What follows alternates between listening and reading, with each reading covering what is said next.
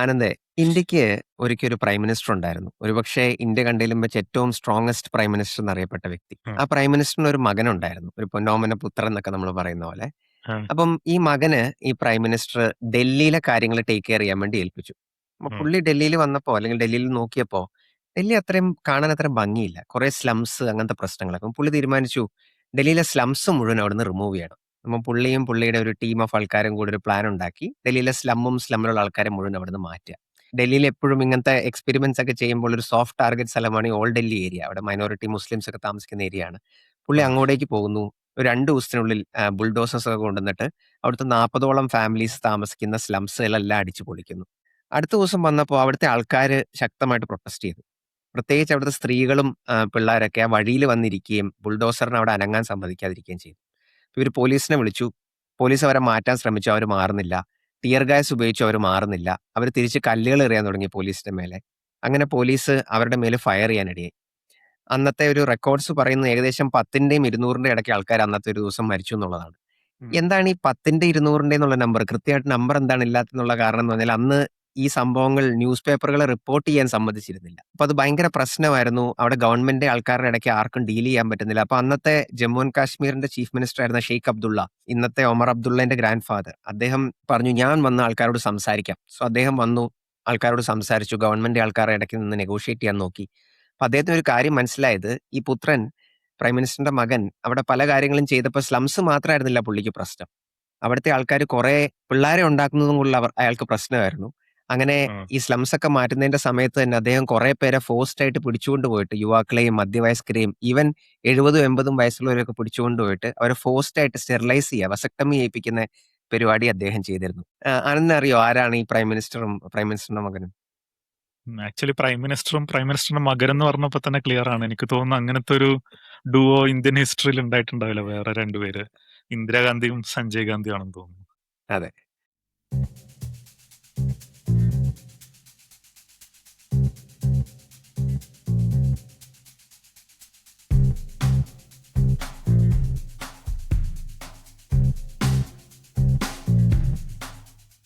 നമസ്കാരം, എല്ലാവർക്കും നയദൃഷ്ടിയുടെ ഏറ്റവും പുതിയ എപ്പിസോഡിലേക്ക് സ്വാഗതം. എൻ്റെ പേര് ആനന്ദ്. എൻ്റെ കൂടെയുള്ളത് സോനിലാണ്. അപ്പോൾ നിങ്ങൾക്ക് എല്ലാവർക്കും മനസ്സിലായെന്ന് തോന്നുന്നു എന്താണ് ടോപ്പിക് എന്നുള്ളത്. ഈ ആഴ്ച നമ്മൾ എമർജൻസി അല്ലെങ്കിൽ അടിയന്തരാവസ്ഥയെ പറ്റിയിട്ടാണ് കുറച്ചൊന്ന് സംസാരിക്കാമെന്ന് വിചാരിച്ചത്. അടിയന്തരാവസ്ഥ കാലം എന്ന് പറയുന്നത് നമ്മളുടെ ഒരു ഇന്ത്യൻ ചരിത്രത്തിലെ തന്നെ ഒരു കറുത്ത അധ്യായം എന്നൊക്കെ പറയാൻ പറ്റുന്ന ഒരു സംഭവമാണ്. വളരെയധികം പ്രശ്നങ്ങൾ ഇന്ത്യയിലുടനീളം ഉണ്ടായി. കേരളത്തിലും നമ്മൾ പലധികം കേസുകളൊക്കെ കേട്ടിട്ടുണ്ട്. ഇതിനെപ്പറ്റി നമ്മൾ കുറച്ച് മുന്നേ വേറൊരു എപ്പിസോഡിൽ കേരള രാഷ്ട്രീയത്തിന്റെ ചരിത്രങ്ങളൊക്കെ സംസാരിക്കുന്ന ഒരു എപ്പിസോഡിലും ചെറുതായിട്ടൊന്ന് ടച്ച് ചെയ്ത് പോയിട്ടുണ്ട്. പക്ഷെ എന്നിരുന്നാലും നമുക്ക് ഇതിനെപ്പറ്റി ഒന്ന് ഡീറ്റെയിൽഡ് ആയിട്ട് സംസാരിക്കണം എന്നുള്ളൊരു ആവശ്യകത ഉണ്ട് പൊതുവെ. കാരണം ചരിത്രത്തിനെ പറ്റി പഠിക്കുമ്പോഴാണല്ലോ നമ്മൾ കൂടുതൽ ഇതിനെപ്പറ്റി മനസ്സിലാക്കുന്നത്, വീണ്ടും ചരിത്രം ആവർത്തിക്കാതിരിക്കാനും ശ്രമിക്കുന്നത്. അപ്പോൾ സോനൽ, എന്തുകൊണ്ടാണ് സോനലിന് ഈ ഒരു ടോപ്പിക്കിനോട് ഒരു ഇൻട്രസ്റ്റ് തോന്നാൻ കാരണം? സോനലാണ് ആക്ച്വലി എന്നോട് പറഞ്ഞത് നമ്മൾക്ക് എമർജൻസിനെ പറ്റിയിട്ട് ഒരു ഡീറ്റെയിൽഡ് എപ്പിസോഡ് ചെയ്യണം എന്നൊക്കെ. അപ്പോൾ എന്താണ് സോനലിനെ സ്ട്രൈക്ക് ചെയ്തത് പെട്ടെന്ന് എമർജൻസിനെ പറ്റി ഇങ്ങനെ ഒന്ന് ചെയ്യാൻ? അപ്പം ഞാൻ മുമ്പൊരു എപ്പിസോഡിൽ ഇത് പറഞ്ഞിരുന്നു. നമ്മുടെ കഴിഞ്ഞ കുറച്ച് ആഴ്ചകളില് സിജെപിയുടെ പ്രൊട്ടസ്റ്റുകൾ ഡൽഹിയിലും ജന്തർ മന്ദറിലും ഇന്ത്യക്കുടനീളം ഒക്കെ നടക്കുന്ന സമയത്ത് എന്റെ ഒരു കൂട്ടുകാരൻ എന്നോട് ചോദിച്ചു, "എന്താണ് ഇപ്പൊ സംഭവിക്കുന്നത്?" അപ്പൊ ഞാൻ പറഞ്ഞപ്പോ അവന് കഥയൊക്കെ ഇങ്ങനെ പറഞ്ഞു കൊടുത്തു. എല്ലാം കഴിഞ്ഞപ്പോ അവൻ എന്നോട് ചോദിച്ചു, "സോണിലെ ഇവിടെ എമർജൻസി വല്ലതും ഡിക്ലെയർ ചെയ്യോ ഗവൺമെന്റ്?" എന്ന് ചോദിച്ചു. അപ്പൊ എനിക്ക് അവന്റെ ചോദ്യം വളരെ കോണ്ടെക്സ്റ്റുവൽ ആയിട്ട് തോന്നി. കാരണം മുമ്പ് ഇതുപോലെ കുറച്ച് പ്രൊട്ടസ്റ്റുകൾ നടന്ന സമയത്താണ് ഇന്ദിരാഗാന്ധി ഗവൺമെന്റ് എമർജൻസി ഇങ്ങനെ ഡിക്ലെയർ ചെയ്തിരുന്നത്. സോ എനിക്ക് തോന്നുന്നു ശക്തമായ ലീഡേഴ്സും അവരെ പേടിപ്പിക്കുന്ന പ്രൊട്ടസ്റ്റുകളും അല്ലെങ്കിൽ സംഭവ വികാസങ്ങളൊക്കെ സംഭവിക്കുമ്പോൾ എമർജൻസി ചെയ്യുമോ എന്ന് ഇന്ത്യയിൽ എപ്പോഴും ഒരു പേടി സാധാരണ ആൾക്കാരുടെ ഉള്ളിലുണ്ട്. സോ ആ കോണ്ടെക്സ്റ്റിൽ എന്തായിരുന്നു എമർജൻസി, എന്താണ് അവിടെ സംഭവിച്ചതെന്നൊക്കെ മനസ്സിലാക്കുന്നത് നല്ലതാണെന്ന് എനിക്ക് തോന്നുന്നു. അതുകൊണ്ടാണ് ഈ എപ്പിസോഡിൽ നമ്മളത് ചെയ്യാമെന്ന് വിചാരിച്ചത്. സോ നമ്മൾ എമർജൻസിയിൽ ഇന്ത്യയിൽ എമർജൻസി നടന്ന സമയത്ത് എന്താണ് സംഭവിച്ചതെന്ന് സംസാരിക്കുന്നതിന് മുമ്പ് തന്നെ എന്താണ് ഈ എമർജൻസി? എന്താണ് നമ്മുടെ ഭരണഘടനയിൽ എന്തുകൊണ്ടാണ് ഈ എമർജൻസി എന്ന സംഭവം ഉള്ളത്? ലീഗലി എന്താണ് ഈ എമർജൻസി കൊണ്ട് ഗവൺമെന്റിന് കിട്ടുന്ന പവേഴ്സ് എന്നത്തെ കാര്യങ്ങളൊക്കെ ആദ്യം മനസ്സിലാക്കുന്നത് ഇമ്പോർട്ടന്റ് ആണെന്ന് എനിക്ക് തോന്നുന്നു. സോ ആനന്ദേ, എന്താണ് ഈ എമർജൻസി?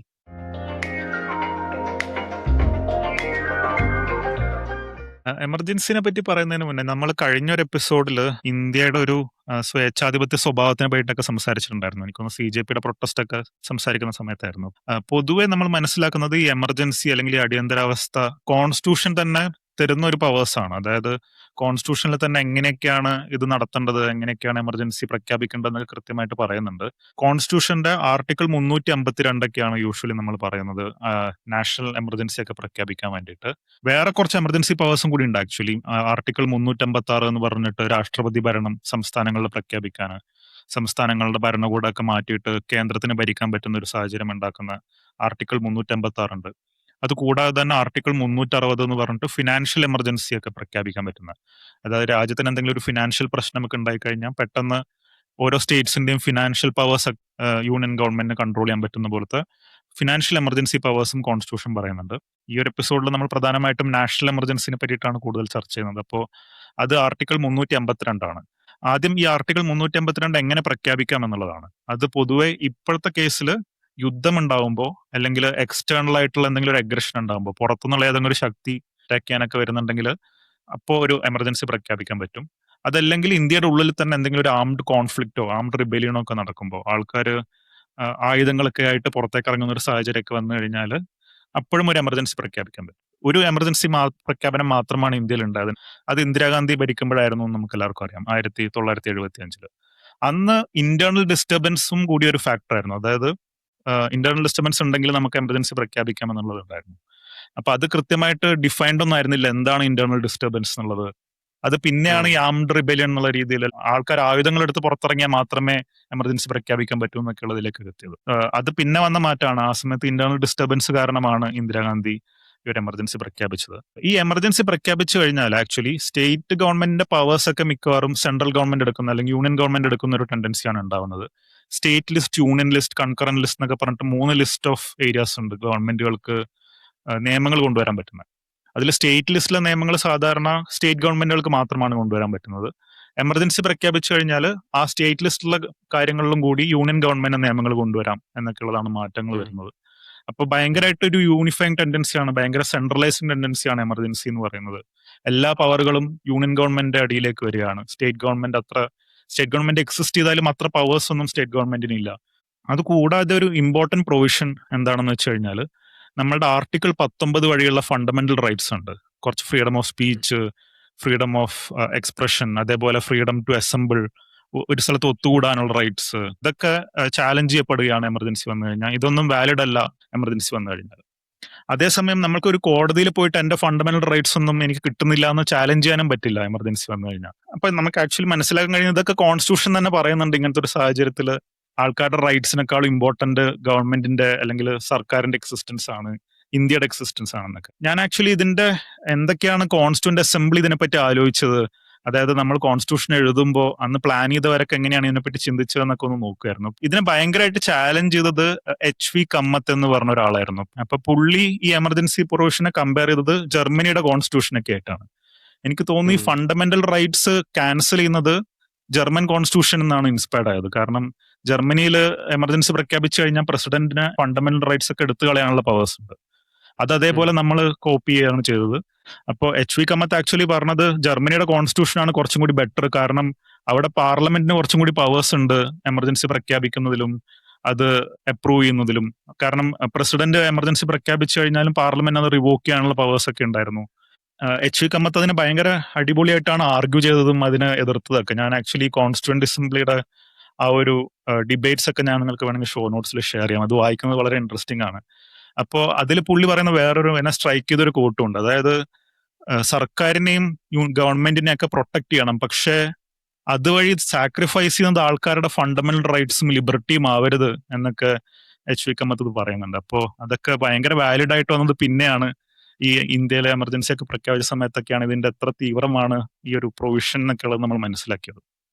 ആക്ച്വലി അംബേദ്കർ ആ സമയത്ത് ഇതിനെ ഭയങ്കരമായിട്ട് ഡിഫെൻഡും ചെയ്തിരുന്നു. കാരണം ഇന്ത്യ ചിതറിപ്പോവാതിരിക്കാനും നമ്മളുടെ ഫ്രീഡം ഒക്കെ പ്രൊട്ടക്ട് ചെയ്യാനും ഒക്കെ എമർജൻസി പവേഴ്സ് അത്യാവശ്യമാണ് എന്നുള്ളതാണ് അംബേദ്കർ പറഞ്ഞത്. പക്ഷെ അംബേദ്കർ വിചാരിച്ചത് ഇത് വളരെ റെയർലി മാത്രമേ ആൾക്കാർ ഉപയോഗിക്കാൻ സാധ്യതയുള്ളൂ, അത്രയും വലിയൊരു ത്രെറ്റ് ഒക്കെ ഉണ്ടാകുമ്പോൾ മാത്രമേ ഉപയോഗിക്കുള്ളൂ എന്നുള്ളതാണ് അംബേദ്കറിന്റെ ഒരു ചിന്ത ഉണ്ടായിരുന്നത് ആ സമയത്ത്. പക്ഷേ ഇത് എനിക്ക് തോന്നുന്നു കോൺസ്റ്റിറ്റ്യൂഷൻ വന്നിട്ട് ഒരു 20-25 കൊല്ലത്തിനുള്ളിൽ തന്നെ ഈ ഒരു എമർജൻസി പവേഴ്സ് ഒക്കെ ഉപയോഗിക്കുന്ന ഒരു സാഹചര്യം ഉണ്ടായി. അപ്പൊ എനിക്ക് തോന്നുന്നു HV കമ്മത്തിന്റെ ആർഗ്യുമെന്റ്സ് ആണ് കുറച്ചും കൂടി റെലവെന്റ് ആവുന്നത് ആ ഒരു സാഹചര്യത്തിൽ. അതേപോലെ തന്നെ നമ്മൾ ഈ ആർട്ടിക്കിൾ 356 വഴിയുള്ള രാഷ്ട്രപതി ഭരണമൊക്കെ ഓൾമോസ്റ്റ് 134 പ്രാവശ്യം ഇപ്പോൾ ഇന്ത്യയിൽ ഉണ്ടായിട്ടുണ്ട്. എനിക്ക് തോന്നുന്നു ആ സമയത്ത് അംബേദ്കറിനെയും നമ്മളുടെ കോൺസ്റ്റിറ്റ്യൂഷൻ എഴുതിയ ആൾക്കാരെയും ഒക്കെ മോട്ടിവേറ്റ് ചെയ്ത ഒരു സംഭവം പാർട്ടീഷനൊക്കെ ആയിരുന്നു. അതായത് അങ്ങനത്തെ ഒരു ഇൻസിഡന്റ് ഇനി ഉണ്ടാവരുത്, ഇന്ത്യ ഒരുമിച്ച് നിൽക്കണം, സാമൂഹിക കലാപങ്ങളൊന്നും ഉണ്ടാവരുത്, അതിനൊക്കെയുള്ള ഒരു പ്രൊട്ടക്ഷൻ ആയിട്ടായിരിക്കണം അംബേദ്കർ ഈ ഒരു ക്ലോസ് കൊണ്ടുവന്നത്. പക്ഷെ അത് ഇത്ര ചെറിയൊരു കാര്യത്തിന്, അല്ലെങ്കിൽ ആ സമയത്തുള്ള പ്രധാനമന്ത്രിക്ക് ഒരു എക്സിസ്റ്റൻഷ്യൽ പ്രശ്നം ഉണ്ടാവുമ്പോൾ അവരിത് ഉപയോഗിക്കുമെന്നൊന്നും അംബേദ്കർ ചിലപ്പോൾ പ്രഡിക്റ്റ് ചെയ്തിട്ടുണ്ടാവില്ല. അപ്പൊ എനിക്ക് തോന്നുന്നു നല്ല ആൾക്കാർ മാത്രം ഭരിക്കുന്ന ഒരു ഭാവിയായിരിക്കും ചിലപ്പോൾ അംബേദ്കർ കണ്ടത്. ഒരു മോശം ആള് വന്നാലുള്ള സിറ്റുവേഷൻ എന്തായിരിക്കും എന്ന് അംബേദ്കർ എക്സ്പെക്ട് ചെയ്തിട്ടില്ല എന്നുള്ളൊരു ഫീലിംഗ് എനിക്കുണ്ട്. അപ്പൊ ഇതൊക്കെയാണ് പൊതുവെ കോൺസ്റ്റിറ്റ്യൂഷൻ പരമായിട്ടുള്ള കാര്യങ്ങൾ. നമ്മൾ കഴിഞ്ഞ എപ്പിസോഡിലും പറഞ്ഞൊരു ആർട്ടിക്കിൾ ഞാൻ വീണ്ടും ഷെയർ ചെയ്യാന്ന് വിചാരിച്ചു. അത് ഇന്ത്യൻ കോൺസ്റ്റിറ്റ്യൂഷന് തന്നെ ഒരു സ്വേച്ഛാധിപത്യ സ്വഭാവമുണ്ട് എന്നൊക്കെ പറഞ്ഞിട്ട് തൃപ്പൂർദമൻ സിംഗ് ഒക്കെ എഴുതിയ ഒരു ആർട്ടിക്കിളാണ്. അത് ഞാൻ ഷോ നോട്ട്സിൽ ഷെയർ ചെയ്യാം. അപ്പൊ പലപ്പോഴും കോൺസ്റ്റിറ്റ്യൂഷൻ പരമായിട്ട് തന്നെയാണ് ഇതൊക്കെ ചെയ്യുന്നത്. ഇതൊന്നും ഇല്ലീഗൽ ആയിട്ടുള്ള സംഭവമായിരുന്നില്ല എന്നുള്ളതാണ് എനിക്ക് മെയിൻ ആയിട്ട് പറയാനുള്ളത്. എമർജൻസിനെ പറ്റിയിട്ടൊക്കെ ഡീറ്റെയിൽ ആയിട്ട് എഴുതിയൊരു ഫ്രഞ്ച് പൊളിറ്റിക്കൽ സയന്റിസ്റ്റ് ഉണ്ട്, ക്രിസ്റ്റഫർ ജാഫർലോ എന്ന് പറഞ്ഞ. പുള്ളി കോൺസ്റ്റിറ്റ്യൂഷണൽ ഡിക്റ്റേറ്റർഷിപ്പ് ആണ് എമർജൻസി എന്നൊക്കെയാണ് പുള്ളി കോട്ട് ചെയ്തത്. കോൺസ്റ്റിറ്റ്യൂഷൻ തന്നെ അനുവദിക്കുന്ന ഒരു ഡിക്റ്റേറ്റർഷിപ്പ് ആണ് ഇത് എന്നൊക്കെയുള്ള രീതിയിലാണ് പുള്ളി പറയുന്നത്. ഓക്കെ, അപ്പോൾ ഇതൊക്കെയാണ് അതിന്റെ ഒരു ബാക്ക്ഗ്രൗണ്ട്. കോൺസ്റ്റിറ്റ്യൂഷൻ ഇങ്ങനെയൊക്കെയാണ്, ഇങ്ങനത്തെ പ്രൊവിഷൻസ് ഒക്കെയാണ് നമുക്ക് തരുന്നത്. അപ്പോൾ എന്താണ് എമർജൻസിയിലേക്ക് ലീഡ് ചെയ്തത് എന്നുള്ളത് നമുക്ക് നോക്കാം. കാരണം അതും കുറച്ച് ഇൻട്രസ്റ്റിംഗ് ആയിട്ടുള്ള കാര്യമാണ്. നമ്മൾ കഴിഞ്ഞ എപ്പിസോഡുകളിൽ ചെറുതായിട്ടൊക്കെ ഒന്ന് സൂചിപ്പിച്ചിട്ടുണ്ടായിരുന്നു JP മൂവ്മെന്റിനെ പറ്റിയിട്ടും അങ്ങനെയൊക്കെ. സോനിൽ എന്താണ് ആ ഒരു കോണ്ടെക്സ്റ്റ്, എന്തൊക്കെയാണ് എമർജൻസിയിലേക്ക് ലീഡ് ചെയ്ത കാര്യങ്ങൾ?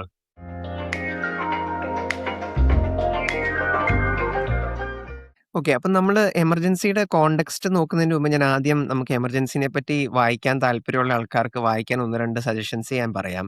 ഒന്ന്, ഇന്ത്യയുടെ പോസ്റ്റ് ഇൻഡിപെൻഡന്റ് ഹിസ്റ്ററി വായിക്കാനുള്ള ഏറ്റവും നല്ല ബുക്ക് ഇന്ത്യ ആഫ്റ്റർ ഗാന്ധിയാണ്, രാമചന്ദ്ര ഗുഹ എഴുതിയ ബുക്ക്. രണ്ടാമത്തത് ആനന്ദ് ക്രിസ്റ്റോഫ് യാഫർലോ എന്ന് പറഞ്ഞ ഫ്രഞ്ച് പൊളിറ്റിക്കൽ സയന്റിസ്റ്റിന്റെ കാര്യം. അദ്ദേഹം ഫ്രഞ്ച് ആണെങ്കിൽ ഇന്ത്യയിലാണ് കൂടുതലും വർക്ക് ചെയ്തിട്ടുള്ളത്. സോ ഇന്ത്യനെ പറ്റിയാണ് പുള്ളിയുടെ വർക്ക്. ഓൾമോസ്റ്റ് ഇന്ത്യനെ പോലെയാണ് പുള്ളി ഫ്രഞ്ചാന്ന് ആനന്ദ് പറഞ്ഞപ്പോഴാണ് ഞാൻ പെട്ടെന്ന് ഓർത്തത്. അപ്പോ പുള്ളിയുടെ ഒരു ബ്രില്യൻ ബുക്കുണ്ട്, ഇന്ത്യാസ് ഫസ്റ്റ് ഡിക്റ്റേറ്റർഷിപ്പ് എന്ന് പറഞ്ഞൊരു ബുക്കുണ്ട്. ആർക്കെങ്കിലും ഇന്ത്യയുടെ ഒരു അതോറിറ്റേറിയനിസത്തെ പറ്റിയും ഇന്ത്യയിലെ എമർജൻസിന്റെ സമയത്ത് നടന്ന കാര്യങ്ങളെ പറ്റിയും ഒക്കെ അറിയാൻ താല്പര്യമുണ്ടെങ്കിൽ ആ ബുക്ക് വായിക്കുക. ഞങ്ങൾ ഇതിനകത്ത് ഷെയർ ചെയ്യുന്ന പല ഐഡിയാസും അതിനകത്തൊക്കെ ഇൻസ്പയർഡ് ആണ്.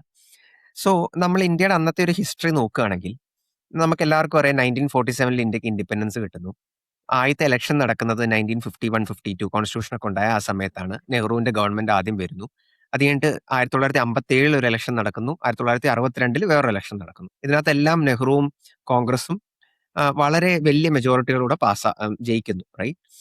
വലിയ ഓപ്പോസിഷൻ ഒന്നുമില്ല. ഓരോ ഇലക്ഷൻ കഴിഞ്ഞ് വരുന്നവരും ഓപ്പോസിഷൻ പാർട്ടീസ് കുറച്ചും കൂടെ സ്ട്രോങ് ആയി വന്നുകൊണ്ടിരിക്കുകയാണ്. സ്റ്റേറ്റുകളിലാണ് കൂടുതലും ഓപ്പോസിഷൻ പാർട്ടികൾക്ക് സ്ട്രെങ്ത് ഉള്ളത്, സ്റ്റേറ്റ് ഇലക്ഷനുകളിൽ. എനിവേ 1962 ഇലക്ഷന് ശേഷം 64 നെഹ്റു പെട്ടെന്ന് മരിക്കുന്നു. അപ്പൊ നെഹ്റുവിന്റെ ക്യാബിനറ്റിൽ തന്നെ ഉണ്ടായിരുന്ന ലാൽ ബഹദൂർ ശാസ്ത്രി എന്ന് പറഞ്ഞ് വേറൊരു ഫ്രീഡം ഫൈറ്റർ ആയിരുന്ന വ്യക്തി, അദ്ദേഹം നെഹ്റുവിനെ റീപ്ലേസ് ചെയ്ത് നമ്മുടെ പ്രൈം മിനിസ്റ്റർ ആവുന്നു. 2 വർഷത്തിനുള്ളിൽ തഷ്കന്തിൽ വെച്ചിട്ട് സോവിയറ്റ് യൂണിയനിൽ വെച്ച് അദ്ദേഹം പെട്ടെന്ന് മരണപ്പെടുന്നു. അങ്ങനെ 66 അടുത്ത ആരാണ് പ്രധാനമന്ത്രി എന്നുള്ള ചോദ്യം വരുന്നു. ഒത്തിരി സീനിയർ ലീഡേഴ്സ് ഉണ്ടെങ്കിലും പല സീനിയർ ലീഡേഴ്സിന്റെ ഇടയ്ക്ക് തന്നെ പല ഗ്രൂപ്പുകൾ ഉണ്ടായിരുന്നു. അപ്പൊ സിൻഡിക്കേറ്റ് എന്ന് പറഞ്ഞ ഗ്രൂപ്പിന് തോന്നി നമ്മൾക്ക് കൺട്രോൾ ചെയ്യാൻ പറ്റുന്ന ഒരാളെ നമുക്ക് കൊണ്ടുവരണം. ഇന്ദിരാഗാന്ധി എന്ന് പറഞ്ഞ ജവഹർലാൽ നെഹ്റുവിന്റെ മകളുണ്ട്. ചെറുതായിട്ടൊക്കെ പൊളിറ്റിക്സിൽ ഇൻവോൾവ് ആണ്. പക്ഷെ കുറച്ചും കൂടെ കൺട്രോളബിൾ ആയിരിക്കും. ഒരു സ്ത്രീ അല്ലേ, കൺട്രോൾ ചെയ്യാൻ പറ്റുന്നൊക്കെ ആയിരിക്കും ഒരു പക്ഷെ അവർ ചിന്തിച്ചിട്ടുണ്ടാവുക. അങ്ങനെ ഇന്ദിരാഗാന്ധിനെ പ്രൈം മിനിസ്റ്റർ ആക്കുന്നു. അപ്രതീക്ഷിതമായ ഒരു മൂവ് ആയിരുന്നു അത്. 67 ഇലക്ഷൻ വരുമ്പോഴും ഇന്ദിരാഗാന്ധി ജയിക്കുന്നു, കോൺഗ്രസ് ജയിക്കുന്നു. പക്ഷെ ഇപ്രാവശ്യം ഓപ്പോസിഷൻ കുറച്ചും കൂടെ സ്ട്രോങ്ങർ ആണ്. ആ സമയത്തൊക്കെ സൈമൾട്ടേനിയസ് ഇലക്ഷൻസ് ആണ് നടന്നിരുന്നത്. സ്റ്റേറ്റുകളിലും മിക്കവാറും സ്റ്റേറ്റുകളിലും സെൻട്രലിലൊക്കെ പല സ്റ്റേറ്റും കോൺഗ്രസിന് നഷ്ടപ്പെടുന്നു. അപ്പം കോൺഗ്രസിനുള്ളിൽ തന്നെ പല ശബ്ദങ്ങളും പ്രശ്നങ്ങളൊക്കെ ഉയരുന്നു. ഇന്ദിരാഗാന്ധി ഇൻഎക്സ്പീരിയൻസ്ഡ് ആണ്, അങ്ങനത്തെ കാര്യങ്ങളൊക്കെ സംഭവിക്കുന്നു. ഈ ഇന്ദിരാഗാന്ധിനെ കൺട്രോൾ ചെയ്യാമെന്ന് വിചാരിച്ച എല്ലാവരെയും ഞെട്ടിച്ചുകൊണ്ട് ഇന്ദിരാഗാന്ധി കോൺഗ്രസിനെ അങ്ങ് സ്പ്ലിറ്റ് ചെയ്യുന്നു. അപ്പൊ സ്പ്ലിറ്റ് ചെയ്യുന്നതിന്റെ സമയത്തൊക്കെ ഉണ്ടായിരുന്ന കുറെ ആർഗ്യുമെന്റ്സ് വന്നാൽ ഇന്ദിരാഗാന്ധി കൊണ്ടുവരേണ്ട കുറെ പോളിസികളുണ്ട്. ഇപ്പൊ ബാങ്ക് നാഷണലൈസേഷൻ, അല്ലെങ്കിൽ അന്നത്തെ രാജാക്കന്മാർക്ക് ഒരു എമൗണ്ട് കൊടുക്കുന്ന ഒരു അന്നത്തെ അബോളിഷൻ ഓഫ് പ്രിവി പേഴ്സസ് എന്നൊക്കെ പറഞ്ഞ കുറച്ച് സംഭവങ്ങളുണ്ട്. അതൊക്കെ ഇന്ദിരാഗാന്ധി പുതുതായിട്ട് ഇൻട്രൊഡ്യൂസ് ചെയ്യാൻ ശ്രമിക്കുകയാണ്. ആൾക്കാർക്കൊക്കെ പെട്ടെന്ന് ഇഷ്ടപ്പെടുന്ന പോപ്പുലിസ്റ്റ് ആയിട്ടുള്ള കുറെ മൂവ്സ് കൊണ്ടുവരാൻ ശ്രമിക്കുകയാണ്. പക്ഷെ അതൊന്നും ഈ സീനിയർ ലീഡേഴ്സ് അപ്രൂവ് ചെയ്യുന്നില്ല. അപ്പൊ ഇന്ദിരാഗാന്ധി സ്പ്ലിറ്റ് ചെയ്യുന്നു. അതിനുശേഷം 71 ഇലക്ഷൻ വരുന്നു. 71 ഇലക്ഷൻ വരുമ്പോൾ ഈ സീനിയർ ലീഡേഴ്സ് എല്ലാം ഒരു സൈഡിൽ. നമ്മൾ ഓർക്കണം, ഈ സീനിയർ ലീഡേഴ്സ് എല്ലാം ഫ്രീഡം ഫൈറ്റേഴ്സ് ആണ്. നെഹ്റുവിന്റെ അപ്പോൾ ഉള്ള ലീഡേഴ്സ് ആണ്, നെഹ്റുവിന്റെ കണ്ടംപററീസ് ആണ്. മൊറാർജി ദേശായിയും കൃപലാനിയും അങ്ങനത്തെ പല ലീഡേഴ്സ് ആണ്. ഇന്ദിരാഗാന്ധി എന്ത് ചെയ്യുന്നു വെച്ച് കഴിഞ്ഞാൽ, അപ്പൊ ഇവരെല്ലാവരും അവരുടെ ഇലക്ഷൻ റൺ ചെയ്യണേന്ന് പറഞ്ഞു കഴിഞ്ഞാൽ ഇന്ദിര ഹട്ടാവോ, ഇന്ദിരേനെ മാറ്റണം എന്ന് പറഞ്ഞാണ് റൺ ചെയ്യുന്നത്. ഇന്ദിരാഗാന്ധി പറഞ്ഞു അവരെല്ലാം പറയുന്നത് ഇന്ദിര ഹട്ടാവോ, ഇന്ദിരേനെ മാറ്റണം എന്നാണ് പറയുന്നത്. ഞാൻ പറയുന്നു ഗരീബി ഹട്ടാവോ, പോവർട്ടി മാറ്റണം എന്നൊക്കെ പറഞ്ഞ് ആൾക്കാരെ ഭയങ്കരമായിട്ട് ത്രസിപ്പിക്കുന്ന രീതിയിലുള്ള സ്ലോഗൻസ് ഒക്കെ ഇന്ദിരാഗാന്ധി കൊണ്ടുവരുന്നു. ഇന്ദിരാഗാന്ധി ശക്തമായിട്ട് ജയിക്കുന്നു. അതിനുശേഷമാണ് 1971 വാർ നടക്കുന്നത്. ബംഗ്ലാദേശ്, അന്നത്തെ പാകിസ്ഥാനായിരുന്നു, ഈസ്റ്റ് പാകിസ്ഥാനായിരുന്നു വാർ നടക്കുന്നത്. അത് ഇന്ത്യ ജയിക്കുന്നു. ബംഗ്ലാദേശ് എന്നൊരു കൺട്രി ഫോം ചെയ്യുന്നു. അങ്ങനെ ഇന്ദിരാഗാന്ധിന്റെ പോപ്പുലാരിറ്റി ഭയങ്കരമായിട്ട് പൊങ്ങി വരുന്നു. റൈറ്റ്. പക്ഷെ 1973, 75 ആ ഒരു പീരിയഡിൽ ഇന്ത്യയിലെ പല മൺസൂൺ ഫെയിലിയേഴ്സ് ഉണ്ടാവുന്നു ഇന്ത്യയിൽ. റൈറ്റ്. അപ്പം ഇന്ത്യയിൽ നമുക്കറിയാം മൺസൂൺ ഡിപ്പെൻഡന്റ് ആണ് നമ്മുടെ അഗ്രികൾച്ചർ. അന്ന് നമ്മുടെ എക്കോണമി ഭയങ്കര അഗ്രികൾച്ചർ ഡിപ്പെൻഡന്റും ആയിരുന്നു. മൺസൂൺ ഫെയിലിയേഴ്സ് ഉണ്ടാവുന്നതുകൊണ്ട് ഹൈ ഇൻഫ്ലേഷൻ സംഭവിക്കുന്നു. വിലക്കയറ്റം നടക്കുന്നു. ഒത്തിരി അൺഎംപ്ലോയ്മെന്റ് ഇന്ത്യയിൽ വരുന്നു. പല സ്ഥലങ്ങളിലും കറപ്ഷൻ അലിഗേഷൻസ് വരുന്നു. അപ്പൊ ഇങ്ങനെ ഒരു കോണ്ടെക്സ്റ്റ് നിൽക്കുകയാണ്. ഈ സമയത്താണ് ഇന്ത്യയിൽ ഒരു വലിയൊരു പ്രൊട്ടസ്റ്റ് മൂവ്മെന്റ് ഫോം ചെയ്യുന്നത്. അതിന് ജെ.പി. മൂവ്മെന്റ് ആണ് എന്നാണ് പിന്നെ നമ്മൾ അതിനെ വിളിച്ചത്. നൗ മുമ്പത്തെ ഞങ്ങളുടെ സി.ജെ.പിയും പ്രൊട്ടസ്റ്റിനെ പറ്റിയൊക്കെയുള്ള നമ്മുടെ ഒരു എപ്പിസോഡിൽ നമ്മളിത് ഡീറ്റെയിൽഡ് ആയിട്ട് പറഞ്ഞിരുന്നു. സോ ഞാൻ ജസ്റ്റ് ചെറുതായിട്ട് ഈ ജെ.പി. മൂവ്മെന്റ് എന്താണെന്ന് ഞാൻ പറയാം. സോ ഈ ജെ.പി. മൂവ്മെന്റ് സ്പാർക്ക് വരുന്നത് ഗുജറാത്തിലാണ്. അന്നത്തെ ഗുജറാത്തിലെ സി.എം ആയിരുന്ന ചിമൻഭായ് പട്ടേൽ എന്ന് പറഞ്ഞ വ്യക്തി വളരെ കറപ്റ്റ് ആയിരുന്നു. അപ്പൊ അതിനെതിരെ ഒരു സ്റ്റുഡന്റ് ലെഡ് മൂവ്മെന്റ് നടന്നു. ഒരു നവനിർമ്മാൺ മൂവ്മെന്റ് എന്നാണ് പറയുന്നത്. അപ്പൊ ഇതിനെ പോലീസ് ഭയങ്കരമായിട്ട് അടിച്ചമർത്തുന്നു. അപ്പൊ ഇതിന്ന് ഇൻസ്പയർഡ് ആയിട്ട് ബീഹാറിലുള്ള കുറെ സ്റ്റുഡൻസ് അവിടെ ബീഹാറിൽ നടക്കുന്ന പ്രശ്നങ്ങൾ, പൊളിറ്റിക്കൽ പ്രോബ്ലങ്ങൾ, ഒരു പാർട്ടിയിൽ നിന്ന് ഒരു പാർട്ടിയിലേക്ക് ചാടുന്ന പ്രശ്നങ്ങളൊക്കെ അവിടെ പൊളിറ്റീഷ്യനിടയ്ക്ക് കണ്ടപ്പം അവരും അടുത്തിട്ട് അവരും പ്രൊട്ടസ്റ്റ് സ്റ്റാർട്ട് ചെയ്യുന്നു. കമ്മ്യൂണിസ്റ്റ് പാർട്ടി, ABVP ഒക്കെ അതിന് ജോയിൻ ചെയ്യുന്നു. അപ്പം അതിനകത്തും പോലീസ് ഭയങ്കരമായിട്ട് റിപ്രസ് ചെയ്യുന്നു. അപ്പൊ ഈ പാർട്ടികളെല്ലാം പോയിട്ട് ജയപ്രകാശ് നാരായൺ എന്നൊരു വ്യക്തിയെ പോയി കാണുക. ജയപ്രകാശ് നാരായൺ എന്ന് പറയുന്ന ഒരു ഗാന്ധിയനായ ഫ്രീഡം സ്ട്രഗിളിലൊക്കെ പങ്കെടുത്തിരുന്ന, നെഹ്റുവായിട്ടൊക്കെ വളരെ ക്ലോസ് ആയിട്ടിരുന്ന ഒരു വ്യക്തിയാണ്. അദ്ദേഹം പൊളിറ്റിക്സിലൊന്നും പങ്കെടുക്കാതെ ആ സമയത്ത് നാഗാലാൻഡിലും കാശ്മീരിലും ഉണ്ടാവുന്ന പ്രശ്നങ്ങളൊക്കെ സോൾവ് ചെയ്യാനും അങ്ങനെ ഒരു ഫോഴ്സ് ഫോർ ഗുഡ് ആയിരുന്ന ഒരു വ്യക്തിയാണ്. സോ ആ വ്യക്തി പുള്ളി പറഞ്ഞു ഞാനും ജോയിൻ ചെയ്യാം എന്ന് പറഞ്ഞു. പുള്ളി ജോയിൻ ചെയ്തപ്പോൾ ഈ പ്രൊട്ടസ്റ്റിന് ഒരു ഭയങ്കര സ്ട്രെങ്ത് കിട്ടി. വളരെ മോറലായ ഒരു വ്യക്തി ജോയിൻ ചെയ്യുക. അപ്പം നമ്മുടെ CJP പ്രൊട്ടസ്റ്റിൽ സോനം വാങ്ചുക്ക് ജോയിൻ ചെയ്ത പോലെ ഒരു വ്യക്തിയായിട്ട് ജയപ്രകാശ് നാരായണൻ മാറുന്നു. അങ്ങനെ ഇതൊരു ജെ.പി. മൂവ്മെന്റ് ആവുന്നു. അപ്പൊ ജെ.പി. മൂവ്മെന്റ് ശക്തമായിട്ട് കറപ്ഷനെതിരെ സംസാരിക്കുന്നു, ഇന്ദിരാഗാന്ധിക്കെതിരെ സംസാരിക്കുന്നു. നമ്മൾ ഓർക്കുമ്പോൾ നെഹ്റു ജെ.പിയുടെ വളരെ അടുത്ത സുഹൃത്തായ ജെ.പി. കുറെ രീതിയിൽ നെഹ്റുവിനെ കുറ്റമൊക്കെ പറഞ്ഞിരുന്നു. എങ്കിലും നെഹ്റുവിനെ ഒത്തിരി റെസ്പെക്ട് ചെയ്യുന്ന വ്യക്തിയാണ് ജയപ്രകാശ് നാരായൺ. ജയപ്രകാശ് നാരായൺ ഇന്ദിരാഗാന്ധിനെ അറ്റാക്ക് ചെയ്യാണ്. ഫാമിലി റിലേഷൻസും ഫ്രണ്ട്ഷിപ്സും ഒക്കെ ഉള്ള ഇന്ദിരാഗാന്ധിനെ അറ്റാക്ക് ചെയ്യാണ്. ഇന്ദിരാഗാന്ധിയും തിരിച്ച് അറ്റാക്ക് ചെയ്യാണ്. അങ്ങനെ ഡൽഹിയിൽ വലിയ പ്രൊട്ടസ്റ്റുകൾ നടക്കുന്നു. ലക്ഷക്കണക്കിന് ആൾക്കാർ ഡൽഹിയിൽ വരുന്നു. ആ സമയത്ത് വേറൊരു സംഭവം ഇതിന്റെ കൂടെ പാരലലി നടക്കുന്നുണ്ട്. 1971 ഇലക്ഷൻ നടന്ന സമയത്ത് പല രീതിയിലും ഇന്ദിരാഗാന്ധിന്റെ ഗവൺമെന്റിലുള്ള പവർ മിസ്യൂസ് ചെയ്തു എന്ന് പറഞ്ഞ് ആ ഇലക്ഷൻ ജയിക്കാൻ വേണ്ടി മിസ്യൂസ് ചെയ്തു എന്ന് പറഞ്ഞ് രാജ് നാരായൺ എന്ന് പറഞ്ഞൊരു വ്യക്തി ഇന്ദിരാഗാന്ധിക്കെതിരെ ഒരു കേസ് കൊടുത്തിട്ടുണ്ടായിരുന്നു. സോ 1975 മാർച്ച് ആയപ്പോൾ ആ കേസിന്റെ വിഷയത്തിൽ ഇന്ദിരാഗാന്ധിനെ ടെസ്റ്റിഫൈ ചെയ്യാൻ വേണ്ടി കോടതിയിൽ കൊണ്ടുവന്നു. ഓർക്കണം, വലിയൊരു പ്രധാനമന്ത്രി, ഒരു യുദ്ധം ജയിച്ചിരിക്കുന്ന പ്രധാനമന്ത്രി, ശക്തമായ ഒരു പ്രധാനമന്ത്രി, വലിയ മെജോറിറ്റി ഉള്ള ഒരു പ്രധാനമന്ത്രി 5 മണിക്കൂർ അലഹാബാദ് കോടതിയിൽ, ഒരു സ്റ്റേറ്റ് ഹൈക്കോർട്ടിൽ അവിടുത്തെ പ്രതിക്കൂട്ടിൽ നിന്ന് ടെസ്റ്റിഫൈ ചെയ്യാണ്. അങ്ങനെ ഒരു സംഭവം ഇന്ത്യയിൽ ഒരുപക്ഷെ പിന്നീട് സംഭവിച്ചിട്ടില്ല. അങ്ങനെ അവര് 1-2 മാസം കഴിഞ്ഞപ്പോൾ അവരുടെ വെർഡിക്റ്റ് വന്നു. വെർഡിക്റ്റിനകത്ത് ഇന്ദിരാഗാന്ധി പല കേസുകളിലും, അത് മൾട്ടിപ്പിൾ കേസുകൾ ഉണ്ടായിരുന്നു, പല കേസുകളിലും ഇന്ദിരാഗാന്ധിനെ കുറ്റവിമുക്തിയാക്കി. പക്ഷെ ഒരു കേസിൽ ഇന്ദിരാഗാന്ധിനെ കുറ്റക്കാരിയാക്കി അവർ കണ്ടു. ഇവിടുന്ന് സംഭവിക്കുന്ന ഒരു കാര്യം എന്ന് പറഞ്ഞാൽ അവരുടെ ഇലക്ഷൻ അവിടെ റായ്ബറേലിയിൽ ജയിച്ച കാര്യം അവർക്ക് ഓവർടേൺ ചെയ്യേണ്ടി വരും. അപ്പോ അത് വലിയ പ്രശ്നമായി, വലിയ കോൺട്രവേഴ്സി. അപ്പൊ പ്രൊട്ടസ്റ്റ് ഇതിന്റെ കൂടെ നടക്കണം. അപ്പൊ പ്രൊട്ടസ്റ്റേഴ്സിന് ഇത് വലിയ ശക്തി, ഇന്ദിരാഗാന്ധി റിസൈൻ ചെയ്യണം, ഇന്ദിരാഗാന്ധി മാറി നിൽക്കണം എന്ന് ഈ പ്രൊട്ടസ്റ്റേഴ്സ് ഒക്കെ പറഞ്ഞു. അപ്പം ഇന്ദിരാഗാന്ധിന്റെ കുറെ സപ്പോർട്ടേഴ്സ് ഡൽഹി വരുന്നു. പല ചീഫ് മിനിസ്റ്റേഴ്സും ഇന്ദിരാഗാന്ധിനെ സുഖിപ്പിക്കാൻ വേണ്ടി അവരുടെ ആൾക്കാരെയൊക്കെ അങ്ങോട്ട് വിടുന്നു. സോ ഒരു സൈഡിൽ ഇന്ദിരാഗാന്ധിന്റെ സപ്പോർട്ടേഴ്സ്, വേറെ സൈഡിൽ ഇന്ദിരാഗാന്ധിന്റെ പ്രൊട്ടസ്റ്റേഴ്സ്, ഇവരെല്ലാം തമ്മിൽ അവിടെ ഒരു വലിയൊരു ക്ലാഷ് നടക്കുന്നു. എന്ന് പറഞ്ഞാൽ പ്രൊട്ടസ്റ്റ് എന്നുള്ള രീതിയിലുള്ള ക്ലാഷ് നടക്കും. സോ ഈ സമയത്ത് ഇന്ദിരാഗാന്ധി ഒരേ സമയം അപ്പീൽ പോവാണ് സുപ്രീം കോടതിയിൽ. അതിന്റെ കേസിന്റെ കാര്യങ്ങളൊക്കെ വിധിയും അല്ലെങ്കിൽ അതിന്റെ ഹിയറിംഗ് ഒക്കെ നടക്കാൻ പോവാണ്. വേറെ സ്ഥലത്ത് പ്രൊട്ടസ്റ്റ് നടക്കാണ്. ഇന്ദിരാഗാന്ധിന്റെ മുകളിൽ പ്രഷർ ഉണ്ട് റിസൈൻ ചെയ്യാൻ വേണ്ടിയിട്ട്. ഇന്ദിരാഗാന്ധിന്റെ ക്യാബിനറ്റിലുള്ളവർ റിസൈൻ ചെയ്യുന്നെന്ന് പറയുന്നവരും ചെയ്യേണ്ടെന്ന് പറയുന്നവരും ഉണ്ട്. ഈ സമയത്താണ് എല്ലാവരും ഞെട്ടിച്ചുകൊണ്ട് ഇന്ദിരാഗാന്ധി 26 ജൂൺ 1975 ഇന്ത്യയിൽ എമർജൻസി പ്രഖ്യാപിക്കുന്നത്. 2 വർഷമാണ് ഇന്ത്യയിൽ എമർജൻസി നീണ്ടു നിന്നത്. അതാണ് എമർജൻസി നടന്നതിന്റെ ഒരു കോണ്ടെക്സ്റ്റ്. നമ്മുടെ ഇൻഡിപെൻഡൻസ് മുതൽ എമർജൻസി വരെ നടന്നതിന്റെ ഒരു. ഈ എമർജൻസി എന്ന് പറയുന്നത് പൊതുവേ നമ്മൾക്കൊക്കെ ആക്ച്വലി കേട്ടറിവ് മാത്രമേ ഉള്ളൂ, വായിച്ചിട്ടുള്ള അറിവുകൾ മാത്രമേ ഉള്ളൂ. അപ്പൊ ഇപ്പോഴത്തെ ജനറേഷൻ ആൾക്കാർക്ക് എത്ര തീവ്രമായിരുന്നു എമർജൻസി എന്നുള്ളത് ചിലപ്പോൾ മനസ്സിലാക്കാൻ പറ്റണമെന്നില്ല. സോനിൽ ആ സംഭവങ്ങളൊക്കെ ഒന്ന് എക്സ്പ്ലെയിൻ ചെയ്യും. എന്തൊക്കെയാണ് ശരിക്കും എമർജൻസിയിൽ ഉണ്ടായത്, എന്തൊക്കെയാണ് ഗവൺമെന്റ് ചെയ്തത് ആ സമയത്ത്?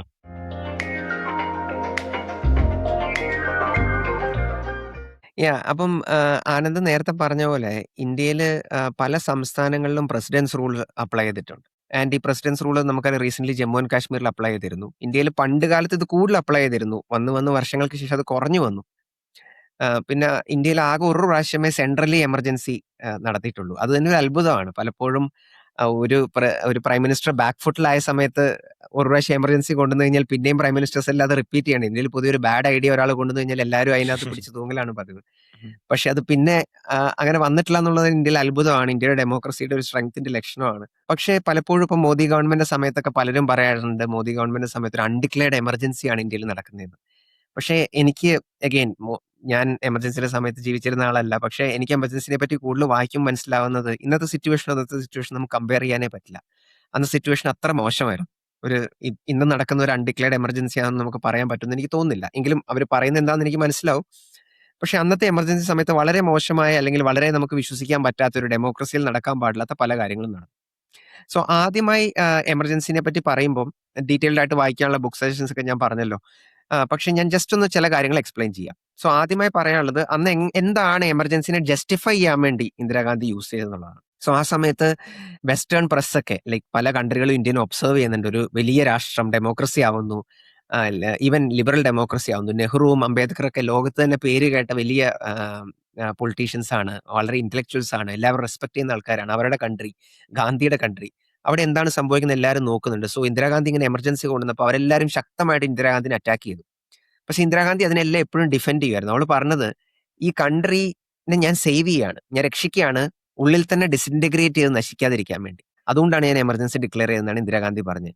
ഇന്ദിരാഗാന്ധി ഉപയോഗിച്ച വാക്ക് എന്ന് പറഞ്ഞു കഴിഞ്ഞാൽ ഡിസ്റപ്ഷൻ ആൻഡ് കൊളാപ്സ് സംഭവിക്കാതിരിക്കാൻ വേണ്ടിയാണ് ഇന്ദിരാഗാന്ധി എമർജൻസി ഡിക്ലെയർ ചെയ്തതെന്നാണ്. സോ ആ സമയത്ത് ഇങ്ങനെ കുറെ സ്ലോഗൻസും കുറെ പോസ്റ്റേഴ്സ് ഒക്കെ വരുമായിരുന്നു ഈ ഗവൺമെന്റ് ബസ്സുകളിലും ഗവൺമെന്റ് ഓഫീസുകളുടെയൊക്കെ ഫ്രണ്ടിൽ. ഗവൺമെന്റ് തന്നെ ഇറക്കിയിട്ടുള്ള അതിനകത്ത് പറഞ്ഞിരുന്ന ഡിസിപ്ലിൻ ഇന്ത്യനെ ഒരു വലിയ നേഷനാക്കി മാറ്റും, discipline makes the nation great, അല്ലെങ്കിൽ കുറച്ച് സംസാരിക്കാം കൂടുതൽ പ്രവർത്തിക്കാം, നമുക്കൊരു ഡിസിപ്ലിൻ ആയിട്ട് കൂടുതൽ വർക്ക് ചെയ്യാം, അല്ലെങ്കിൽ efficiency is our watchword, അല്ലെ എഫിഷ്യൻസിയാണ് നമ്മുടെ വാക്യം. അങ്ങനത്തെ കുറെ പോസ്റ്റേഴ്സ് ഒക്കെ വരുമായിരുന്നു. പണ്ട് സോവിയറ്റ് യൂണിയനിലെ ഗുലാഗിലൊക്കെ ഇങ്ങനത്തെ കുറെ പോസ്റ്റേഴ്സ് ഒക്കെ എഴുതുന്നത് ഞാൻ വായിച്ചിട്ടുണ്ട്. സോ അതുപോലത്തെ കുറെ സാധനങ്ങൾ വരുമായിരുന്നു. ഇത് കൂടാതെ ഇന്ദിരാഗാന്ധി ഒരു ഇന്റർവ്യൂവിൽ പറഞ്ഞു, ഇന്ത്യ ഒരു സുഖമില്ലാത്തൊരു ഒരു കുട്ടിയെ പോലെയാണ്, ഒരു ചൈൽഡിനെ പോലെയാണ്. ആ കുട്ടിക്ക് മരുന്ന് കൊടുക്കുന്നത് ചിലപ്പോൾ കുട്ടിക്ക് ഇഷ്ടപ്പെടണമെന്നില്ല, മരുന്നിന് കയ്പുണ്ടാവും, പക്ഷെ അതിന്റെ നല്ലതിന് വേണ്ടി നമ്മൾ ഈ മരുന്ന് കൊടുത്തേ തീരുള്ളൂ എന്ന് പറഞ്ഞു. അതുപോലെയാണ് എമർജൻസി ഇന്ദിരാഗാന്ധി കമ്പയർ ചെയ്തത്. സോ ഇന്ത്യൻ ഒരു കുട്ടിയായിട്ടും ഇന്ദിരാഗാന്ധിയാണ് ആ കൈപ്പുള്ള മരുന്ന് കൊടുക്കുന്ന ഒരു അമ്മയായിട്ടൊക്കെ ആയിരിക്കാം ഇന്ദിരാഗാന്ധി അനുഭവം വെച്ചിട്ടുണ്ടാവുക. സോ അങ്ങനെ കുറെ കാര്യം പറഞ്ഞു. പക്ഷെ അതേസമയം തന്നെ നമ്മൾ ഗ്ലോബൽ മീഡിയ അല്ലെങ്കിൽ വെസ്റ്റേൺ മീഡിയ ഒക്കെ പറഞ്ഞ കുറെ കാര്യങ്ങൾ നമ്മൾ നോക്കുകയാണെങ്കിൽ അവരെ സംബന്ധിച്ചിടത്തോളം പലരും പ്രഡിക്ട് ചെയ്തിരുന്ന ഇന്ത്യയിൽ ഡെമോക്രസി വർക്കാവില്ല, ഇന്ത്യ പോലത്തെ ഡൈവേഴ്സ് കൺട്രിയിൽ വെസ്റ്റേൺ കൺട്രീസിൽ മാത്രം വർക്ക് ചെയ്യുന്ന ഡെമോക്രസി വർക്കാവില്ല. അത് വർക്കാവില്ല എന്ന് അവർ പറഞ്ഞ് അവരുടെ പല പ്രവചനങ്ങളും നിറവേറുന്ന പോലെയായിരുന്നു അവർക്ക് ഈ എമർജൻസി വന്നത്. വേറെ പലരും പറഞ്ഞൊരു കാര്യം എന്ന് പറഞ്ഞു കഴിഞ്ഞാൽ നെഹ്റു ആദ്യം ഇന്ത്യയിൽ ഒരു സോവിയറ്റ് സ്റ്റൈൽ എക്കോണമി കൊണ്ടുവന്നു, ഹൈ ഇൻഡസ്ട്രിയലൈസേഷനും പബ്ലിക് സെക്ടറിന്റെ ഇൻവോൾവ്മെന്റും ഗവൺമെന്റ് സെന്ററിലും ലൈസൻസും പെർമിറ്റ്സ് ഒക്കെ കൊണ്ടുവരുന്ന രീതിയിൽ ഒരു സോവിയറ്റ് സ്റ്റൈൽ എക്കോണമി കൊണ്ടുവന്നു. ഇന്ത്യയിൽ ആകെ മിസ് ചെയ്തിരുന്ന ഒരു സോവിയറ്റ് സ്റ്റൈൽ ഡിക്റ്റേറ്റർ ആയിരുന്നു, അത് നെഹ്റുവിന്റെ മകള് കൊണ്ടുവന്നു എന്ന് പല വെസ്റ്റേൺ മീഡിയാസും പറഞ്ഞൊരു സംഭവം ഉണ്ടായിരുന്നു. സോ ഇതായിരുന്നു ജനറലി ഒരു നരേറ്റീവ് എമർജൻസിനെ പറ്റി. പിന്നെ എമർജൻസി സംഭവിച്ചൊരു കാര്യം എന്ന് പറഞ്ഞു കഴിഞ്ഞാൽ ഞാൻ പറഞ്ഞല്ലോ ഇവിടെ പല പ്രൊട്ടസ്റ്റുകളും നടക്കുന്ന ഒരു കോണ്ടെക്സ്റ്റ് ആണ്. സോ ഇന്ദിരാഗാന്ധി ഒരുപക്ഷെ റിസൈൻ ചെയ്യേണ്ടി വരും, അല്ലെങ്കിൽ പ്രൊട്ടസ്റ്റേഴ്സ് പറയുന്നത് സമ്മതിക്കേണ്ടി വരും എന്നുള്ള ഒരു കോണ്ടെക്സ്റ്റിലാണല്ലോ എമർജൻസി ഡിക്ലെയർ ചെയ്തത്. ഇമീഡിയറ്റ്ലി എമർജൻസി വന്നപ്പോൾ തന്നെ ഇന്ദിരാഗാന്ധി ചെയ്തൊരു സംഭവം എന്ന് പറഞ്ഞാൽ അനേകം പേരെ അറസ്റ്റ് ചെയ്യാന്നുള്ളതാണ്. സ്റ്റുഡന്റ് ആക്ടിവിസ്റ്റുകളെ അറസ്റ്റ് ചെയ്തു, ട്രേഡ് യൂണിയൻ മെമ്പേഴ്സിനെ അറസ്റ്റ് ചെയ്തു, ആർക്കെങ്കിലും ജനസംഘ്, അന്നത്തെ ബി.ജെ.പിയുടെ മുമ്പത്തെ പാർട്ടി ജനസംഘുമായിട്ട് ബന്ധമുള്ള ആൾക്കാരെ അറസ്റ്റ് ചെയ്യുന്നു. അങ്ങനെ പലരെ അറസ്റ്റ് ചെയ്യുന്നു. ഈവൻ അന്നത്തെ തന്നെ മെയിൻ ലീഡേഴ്സ് ആയിരുന്ന മൊറാർജി ദേശായി, ജയപ്രകാശ് നാരായൺ, ഈവൻ ജയപ്രകാശ് നാരായൺ എന്ന് പറഞ്ഞ വ്യക്തിയെ വരെ, അത്രയും പ്രായമുള്ള ഗാന്ധിയനായിരുന്ന ഫ്രീഡം ഫൈറ്റർ ആയിരുന്ന വ്യക്തിയെ വരെ അറസ്റ്റ് ചെയ്യുന്നു, ഹൗസ് അറസ്റ്റിൽ വെക്കുന്നു. അന്ന് ഒരു ലോ ഉണ്ടായിരുന്നു, maintenance of internal security act എന്ന് പറഞ്ഞ ലോ, അതിനെപ്പറ്റി ഞാൻ കൂടുതൽ പറയാം. ആ ലോയിന്റെ കീഴിൽ മാത്രം, അത് നമുക്കൊരു നോൺ ബെയിലബിൾ ആയ ലോയാണ്, അതിനെതിരെ നമുക്ക് അപ്പീൽ ചെയ്യാനൊന്നും പറ്റത്തില്ല. അങ്ങനത്തെ ഒരു ലോനകത്ത് തന്നെ മാത്രം ഒരു 36,000 പേരെയാണ് അറസ്റ്റ് ചെയ്തത്. സോ ഈ സമയത്ത് വന്നിരുന്ന ഒരു വലിയ ലീഡർ ആയിരുന്നു ജോർജ് ഫെർണാണ്ടസ് എന്ന് പറഞ്ഞ ലീഡർ, റൈറ്റ്. പിന്നീട് വാജ്പേയി ഗവൺമെന്റിൽ അദ്ദേഹം ഡിഫൻസ് മിനിസ്റ്റർ ആയിരുന്നു. ജോർജ് ഫെർണാണ്ടസ് ഭയങ്കര ഒരു OG ലീഡറാണ്, റൈറ്റ്. പുള്ളി ഭയങ്കര ഗ്യാങ്സ്റ്റർ സംഭവമാണ്, റൈറ്റ്. ആ സമയത്ത് പുള്ളി എമർജൻസി പ്രഖ്യാപിച്ച പാടെ തന്നെ പുള്ളി വേറെ ഏതോ സ്റ്റേറ്റിലായിരുന്നു. പുള്ളി ഒരു 2-3 ആഴ്ച പുള്ളി ഒളിവിൽ പോയി. 2-3 ആഴ്ച കൊണ്ട് പുള്ളിയുടെ താടിയും മുടിയൊക്കെ വളർന്നു. പുള്ളിനെ കണ്ട ജോർജ് ഫെർണാണ്ടസ് അന്ന് മനസ്സിലാവത്തില്ല. പിന്നെ പുള്ളി ഓരോ സ്റ്റേറ്റ് മുതൽ അടുത്ത സ്റ്റേറ്റ് വരെ ട്രാവൽ ചെയ്യാൻ തുടങ്ങി. ആൾക്കാർക്ക് ഡൈനാമൈറ്റ് എങ്ങനെ ഉണ്ടാക്കണേന്ന് പറഞ്ഞു കൊടുക്കാൻ തുടങ്ങി, ഗവൺമെന്റിനെ പ്രൊട്ടസ്റ്റ് ചെയ്യാൻ വേണ്ടിയിട്ട്. അദ്ദേഹം ഒത്തിരി ലെറ്റേഴ്സ് എഴുതി, ഒത്തിരി ആർട്ടിക്കിൾസ് എഴുതി, അതൊക്കെ പബ്ലിഷ് ചെയ്യാൻ ശ്രമിച്ചു. ഇന്ദിരാഗാന്ധി ഗവൺമെന്റ് വളരെ ഫ്രസ്ട്രേറ്റഡ് ആയിരുന്നു, ഇയാളെ പിടിക്കാൻ പറ്റുന്നില്ല. ഏകദേശം 1 വർഷത്തിന് ശേഷമാണ് പിന്നെ ജോർജ് ഫെർണാണ്ടസിനെ അവർക്ക് പിടിക്കാൻ പറ്റുന്നത്. ബട്ട് എനിവേ ഇങ്ങനെ കുറെ ആക്ടിവിസ്റ്റുകളായിരുന്ന പ്രൊട്ടസ്റ്റേഴ്സ് ആയിരുന്ന ആൾക്കാരെല്ലാം കാടടച്ച് അറസ്റ്റ് ചെയ്യാന്നുള്ളതായിരുന്നു. ഈവൻ കേരളത്തിലെ തന്നെ നമ്മുടെ പല ലീഡേഴ്സിനെയും പിണറായി വിജയനെ പോലൊക്കെ ലീഡേഴ്സിനെയൊക്കെ അന്ന് അറസ്റ്റ് ചെയ്ത് അടിച്ച വിവരങ്ങൾ നമുക്കറിയാം. അതിനുശേഷം നടന്നൊരു കാര്യം എന്ന് നമ്മൾ പറയുന്ന ഒരു കാര്യം, എമർജൻസിനെ പറ്റി പറയേണ്ട ഒരു കാര്യം എന്താണെന്ന് വെച്ച് കഴിഞ്ഞാൽ, പല നിയമങ്ങളും ആ സമയത്ത് കൊണ്ടുവന്ന ഒരു കാര്യമാണ്. പുതിയ പല നിയമങ്ങളും ഗവൺമെന്റ് കൊണ്ടുവരാനിടയായി. അപ്പോൾ ഒന്നാമത്തെ ഒരു നിയമം 38th കോൺസ്റ്റിറ്റ്യൂഷൻ അമെന്റ്മെന്റ് ആ സമയത്താണ് കൊണ്ടുവരുന്നത്. അതിനകത്ത് പറഞ്ഞൊരു കാര്യം എന്ന് പറഞ്ഞാൽ, ഈ എമർജൻസി സുപ്രീം കോർട്ടിന് അത് റിവ്യൂ ചെയ്യാൻ പറ്റത്തില്ല. അതായത് എമർജൻസി കൊണ്ടുവന്നത് ശരിയാണോ ഇല്ലയോ എന്നുള്ള ചെക്ക് സുപ്രീം കോടതിക്ക് ചെയ്യാൻ പറ്റത്തില്ല. അതായത് കോർട്ടിന് ജുഡീഷ്യൽ റിവ്യൂ ചെയ്യാൻ പറ്റത്തില്ല എമർജൻസിയുടെ. സോ സുഖമായല്ലോ, നമുക്ക് എമർജൻസിക്കെതിരെ ആരും ഒന്നും പറയത്തില്ല, എമർജൻസി മാറ്റേണ്ടിയും വരത്തില്ല. അതിനുശേഷം ഒരു 39th അമെന്റ്മെന്റ് കൊണ്ടുവന്നു. അതിനകത്ത് വന്നൊരു കാര്യം എന്ന് പറഞ്ഞു കഴിഞ്ഞാൽ, പ്രൈം മിനിസ്റ്റർ എലക്ട് ചെയ്യപ്പെടുന്നതിനെ സുപ്രീം കോടതിക്ക് ആ ഇലക്ഷനെ നീക്കാൻ പറ്റത്തില്ല. അതായത് പ്രൈം മിനിസ്റ്ററിന് ഇലക്ഷൻ പോസ്റ്റ് നീക്കാൻ പറ്റത്തില്ല. അത് നീക്കണമെങ്കിൽ ഒരു പാർലമെന്റ് ഡിക്ലെയർ ചെയ്ത ഒരു ബോഡി തന്നെ കൊണ്ടുവരണം.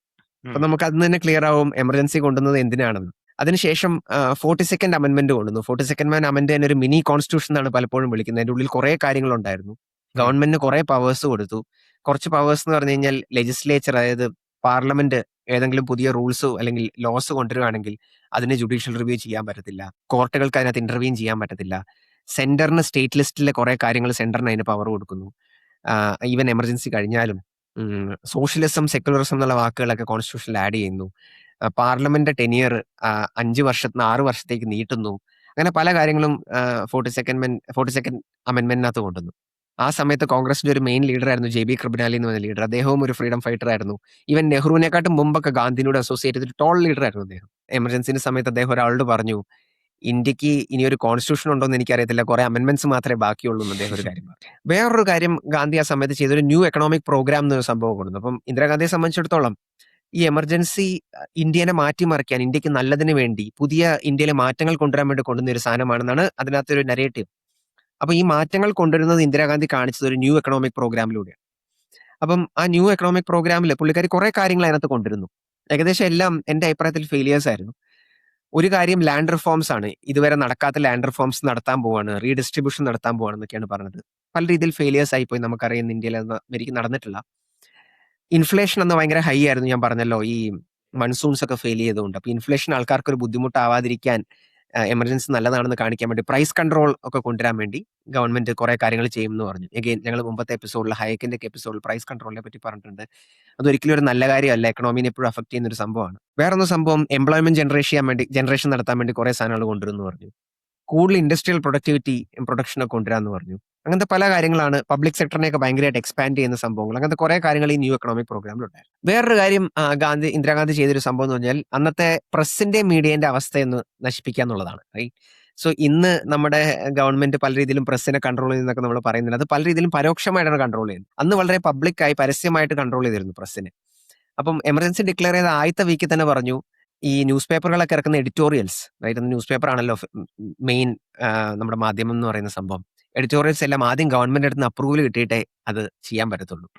അപ്പം ഗവൺമെന്റിനൊക്കെ ഈ ന്യൂസുകൾക്ക് മീഡിയ ഹൗസിനൊക്കെ ഗൈഡ് ലൈൻ കൊടുത്തിട്ടുണ്ട്, എന്താണ് ന്യൂസ്, എന്താണ് ന്യൂസ് അല്ലാത്തത്. സോ ആ ഗൈഡ് ലൈൻ ഫോളോ ചെയ്തിട്ടേ അവര് പബ്ലിഷ് ചെയ്യാൻ പാടുള്ളൂ. അപ്പം ഈവൻ ഇപ്പം നമ്മളൊരു എഡിറ്റോറിയലോ അല്ലെങ്കിൽ സ്റ്റോറിയോ പബ്ലിഷ് ചെയ്യാണ്, ഗവൺമെന്റിനെ പറ്റി ചെറിയ രീതിയിലെങ്കിലും ക്രിട്ടിക്കൽ ആയിട്ടുള്ള ഒരു സ്റ്റോറി ഉണ്ടെങ്കിൽ അത് പബ്ലിഷ് ചെയ്യാൻ സമ്മതിക്കത്തില്ല. ഈവൻ ഇപ്പം ഈ നടക്കുന്ന സ്ട്രൈക്സിനെ പറ്റിയും അല്ലെങ്കിൽ പ്രൊട്ടസ്റ്റുകളെ പറ്റിയും അല്ലെങ്കിൽ ഈ ജയിലുകളിൽ അടയ്ക്കപ്പെട്ട പ്രൊട്ടസ്റ്റേഴ്സിന്റെ കണ്ടീഷൻസിനെ പറ്റിയൊക്കെ റിപ്പോർട്ട് ചെയ്യണമെങ്കിൽ അത് പബ്ലിഷ് ചെയ്യാൻ സമ്മതിക്കത്തില്ല. ഞാൻ ആദ്യം പറഞ്ഞ പോലെ ഓൾഡ് ഡൽഹിയിൽ നടന്ന ആ ഫയറിങ്ങിനെ പറ്റി ന്യൂസ് റിപ്പോർട്ടേഴ്സിന് അത് പബ്ലിഷ് ചെയ്യാനോ അത് റിപ്പോർട്ട് ചെയ്യാനോ ഒന്നും സമ്മതിച്ചിരുന്നില്ല. സോ ചില ന്യൂസ് മീഡിയ ഹൗസുകൾ എന്ത് ചെയ്യുന്നു വെച്ച് കഴിഞ്ഞാൽ, ആ സമയത്ത് ഒത്തിരി നഷ്ടപ്പെട്ടിരുന്ന ഒരു സംഭവം ആൾക്കാരുടെ ലിബർട്ടി ആയിരുന്നല്ലോ, ഫ്രീഡംസ് ആയിരുന്നല്ലോ. സോ ഫ്രീഡംസിനെ പറ്റിയുള്ള ടാഗോറിന്റെയും നെഹ്റുവിന്റെയും ഗാന്ധിന്റെയും ഒക്കെ എസ്സേസ് പബ്ലിഷ് ചെയ്യാൻ ശ്രമിച്ചു. അതും പബ്ലിഷ് ചെയ്യാൻ സമ്മതിക്കാതെയായി. ഏകദേശം 253 ജേർണലിസ്റ്റുകളെയാണ് ആ സമയത്ത് ജയിലിൽ അടച്ചതെന്നാണ്, ഈവൻ ഫേമസ് ജേർണലിസ്റ്റുകളെയൊക്കെ ജയിലിൽ അടച്ചു എന്നുള്ള കാര്യമാണ് രാമചന്ദ്ര ഗുഹ അദ്ദേഹത്തിന്റെ ബുക്കിൽ പറയുന്നത്. രാമചന്ദ്ര ഗുഹ വേറൊരു കാര്യം കൂടെ പറയുന്നുണ്ട്. അന്ന് പല ന്യൂസ് പേപ്പറുകളും ഗവൺമെന്റ് ഭയങ്കരമായിട്ട് വഴങ്ങി, ഗവൺമെന്റ് പറയുന്ന എല്ലാം കേട്ട് മുന്നോട്ട് പോകും. എനിക്ക് വളരെ ഇഷ്ടപ്പെട്ട ഒരു ഓഥർ ഉണ്ട്, ഖുശ്വന്ത് സിംഗ് എന്നൊരു ഓഥർ ഉണ്ട്. റൈറ്റ്. ആ ഖുശ്വന്ത് സിംഗ് ഒരു ഫേമസ് ജേർണലിസ്റ്റ് ആയിരുന്നു. അദ്ദേഹം നൈസായിട്ട് ഗാന്ധി പറയുന്ന എല്ലാ കാര്യവും കേട്ട് ഗാന്ധിയുടെ മകനെയും സഞ്ജയ് ഗാന്ധിനെയും ഒക്കെ വാഴ്ത്തി പാടുന്ന ഒരാളായി മാറി. Hindu, times of India, Hindustan times, ഇങ്ങനത്തെ ന്യൂസ് പേപ്പറൊക്കെ ഭയങ്കരമായിട്ട് ഗവൺമെന്റ് പറയുന്നത് അനുസരിക്കാനും ഗവൺമെന്റിനെ പ്ലീസ് ചെയ്യാനും ശ്രമിച്ചു. ഭയങ്കരമായിട്ട് അതിനെ എതിർത്ത് നിന്നതും ഗവൺമെന്റിനെതിരെ ഭയങ്കരമായിട്ടൊരു ഡിസെന്റ് കാണിച്ചതും രണ്ട് ന്യൂസ് പേപ്പേഴ്സ് ആയിരുന്നു, ഇന്ത്യൻ എക്സ്പ്രസും അന്നത്തെ സ്റ്റേറ്റ്സ്മെൻ എന്ന് പറഞ്ഞ ന്യൂസ് പേപ്പർ. അപ്പൊ ഇവരെന്താ ചെയ്തതെന്ന് വെച്ച് കഴിഞ്ഞാൽ, പ്രത്യേകിച്ച് ഇന്ത്യൻ എക്സ്പ്രസ് ചെയ്തൊരു കാര്യം എന്ന് പറഞ്ഞു കഴിഞ്ഞാൽ, എവിടെയെങ്കിലും ഗവൺമെന്റ് അവർ സബ്മിറ്റ് ചെയ്യുന്ന ഒരു എഡിറ്റോറിയൽ പബ്ലിഷ് ചെയ്യാൻ സമ്മതിച്ചില്ലെങ്കിൽ ആ ഒരു സ്പേസ് അവർ ബ്ലാങ്ക് ആയിട്ട് ഇടും. അങ്ങനെ പല എഡിറ്റോറിയൽ സ്പേസുകളും ഇന്ത്യൻ എക്സ്പ്രസ് ആ സമയത്ത് ബ്ലാങ്ക് ആയിട്ട് ഇട്ടിരുന്നു. അത് ഉം. അവരുടെ രീതിയിൽ ഒരു പ്രൊട്ടസ്റ്റ് ആയി. വേറൊരു വളരെ സങ്കടകരമായ ഒരു സംഭവം ആ സമയത്ത് സംഭവിച്ചത് നമ്മുടെ ജുഡീഷ്യറിയിലാണ്. അതായത് കോർട്ടുകളിലും ജഡ്ജികളുടെ ഒരു സിറ്റുവേഷനിലാണ്. സോ കോർട്ടുകൾ പൊതുവെ വർക്ക് ചെയ്യുന്നത് എങ്ങനെയാണെന്ന് വെച്ച് കഴിഞ്ഞാൽ ഏറ്റവും സീനിയർ മോസ്റ്റ് ജഡ്ജിനെയാണ് പൊതുവെ അവിടുത്തെ ചീഫ് ജസ്റ്റിസ് ആക്കുന്നത് സുപ്രീം കോർട്ടിൽ, റൈറ്റ്? ഈവൻ ഹൈക്കോർട്ടുകളിലും. അപ്പം ഒരു ജഡ്ജുണ്ട്. ആ ജഡ്ജ് ഇപ്പം ചീഫ് ജസ്റ്റിസ് ആണ്. ആ ജഡ്ജ് റിട്ടയർ ചെയ്യാൻ പോവാണ്. അപ്പൊ അടുത്ത ഏറ്റവും സീനിയർ മോസ്റ്റ് ജഡ്ജ് ആരാണോ അവരെയാണ് അടുത്ത ചീഫ് ജസ്റ്റിസ് ആക്കുന്നത്. അതാണ് ഇന്ത്യയിൽ എപ്പോഴും ഫോളോ ചെയ്തിട്ടുള്ള കീഴ്വഴക്കം. അത് ആകെ 2 പ്രാവശ്യമേ തെറ്റിച്ചിട്ടുള്ളൂ. അത് എമർജൻസിയുടെ സമയത്താണ്, അല്ലെങ്കിൽ ഉം. ഇന്ദിരാഗാന്ധിയുടെ ടെന്യൂറിന്റെ സമയത്താണ്. സോ ആദ്യം നടന്നൊരു സംഭവം എന്ന് പറഞ്ഞു കഴിഞ്ഞാൽ ഇതിനകത്ത് മെയിൻ ആയിട്ട് കൾപ്രിറ്റ് ആയിട്ടുള്ള ജഡ്ജ് എൻ റേ എന്ന് പറഞ്ഞൊരു ജഡ്ജാണ്. എൻ റേ എന്ന് പറഞ്ഞൊരു ജഡ്ജാണ്. സോ ആദ്യം നമ്മൾ എമർജൻസിക്ക് മുമ്പ് 1973 പോകുമ്പോൾ അവിടെ ഒരു ഫേമസ് കേസ് ഉണ്ടായിരുന്നു. കേശവാനന്ദ ഭാരതി കേസ് എന്നൊരു കേസ്. ഇന്ത്യയിലെ തന്നെ ഏറ്റവും വലിയൊരു കോൺസ്റ്റിറ്റ്യൂഷണൽ ബെഞ്ച് ആ സമയത്താണ് കോൺസ്റ്റിറ്റ്യൂട്ട് ചെയ്തിട്ടുള്ളത്. 13 ജഡ്ജിന്റെ ഒരു ബെഞ്ച് ആ സമയത്തുണ്ടായിരുന്നു. ഒരു വലിയൊരു കോൺസ്റ്റിറ്റ്യൂഷണൽ ഇഷ്യൂ. അവരതിനൊരു വെർഡിക്റ്റ് വന്നു. ആ വെർഡിക്റ്റ് വന്നത് എന്താണെന്ന് വെച്ച് കഴിഞ്ഞാൽ ഗവൺമെന്റിന് അല്ലെങ്കിൽ പാർലമെന്റിന് എല്ലാ നിയമങ്ങളും കോൺസ്റ്റിറ്റ്യൂഷണൽ അമെന്റ്മെന്റ്സും കൊണ്ടുവരാം. പക്ഷേ കോൺസ്റ്റിറ്റ്യൂഷനിൽ ഒരു ബേസിക് സ്ട്രക്ചർ അവർക്ക് മാറ്റാൻ പറ്റില്ല. ഈ ബേസിക് സ്ട്രക്ചറിൽ കുറച്ച് ഇന്ത്യയുടെ ഫണ്ടമെന്റൽ റൈറ്റ്സും അങ്ങനത്തെ കുറച്ച് കാര്യങ്ങളൊക്കെയാണ്. അത് മാറ്റാൻ പറ്റത്തില്ല. സോ 7 ജഡ്ജസ് ഇതിനെ സപ്പോർട്ട് ചെയ്തു, 6 ജഡ്ജസ് ഇതിനെ ഒപ്പോസ് ചെയ്തു. അങ്ങനെ 7-6 എന്നുള്ള രീതിയിൽ ആ ജഡ്ജ്മെന്റ് പാസ്സായി. അപ്പൊ പാർലമെന്റിന്റെയും ഗവൺമെന്റിന്റെയും പവേഴ്സ് കുറച്ച് കുറഞ്ഞു. സോ ഇതിന് ശേഷം ഇതിനെ സപ്പോർട്ട് ചെയ്ത് ഈ കേശവാനന്ദി ഭാരതി ജഡ്ജ്മെന്റിനെ സപ്പോർട്ട് ചെയ്ത് പറഞ്ഞിരുന്ന 3 സീനിയർ ജഡ്ജസ് ഉണ്ടായിരുന്നു. അവരിൽ ഒരാളായിരുന്നു അടുത്ത ചീഫ് ജസ്റ്റിസ് ആവേണ്ടത്. ഇവരെല്ലാം മാറ്റി എൻ റേ എന്ന് പറഞ്ഞ ആളെ ചീഫ് ജസ്റ്റിസ് ആക്കുകയാണ് ഇന്ദിരാഗാന്ധി, റൈറ്റ്? ഗവൺമെന്റിന് അത് ചൂസ് ചെയ്യാൻ പറ്റും. പക്ഷെ ഗവൺമെന്റ് പൊതുവെ കീഴ്വഴക്കം അനുസരിച്ച് സീനിയർ ജഡ്ജിനെയാണ് ആക്കാറുള്ളത്. അങ്ങനെ അദ്ദേഹത്തെ ആക്കുന്നു. ഈ 3 ജഡ്ജിമാരും റിസൈൻ ചെയ്യുന്നു.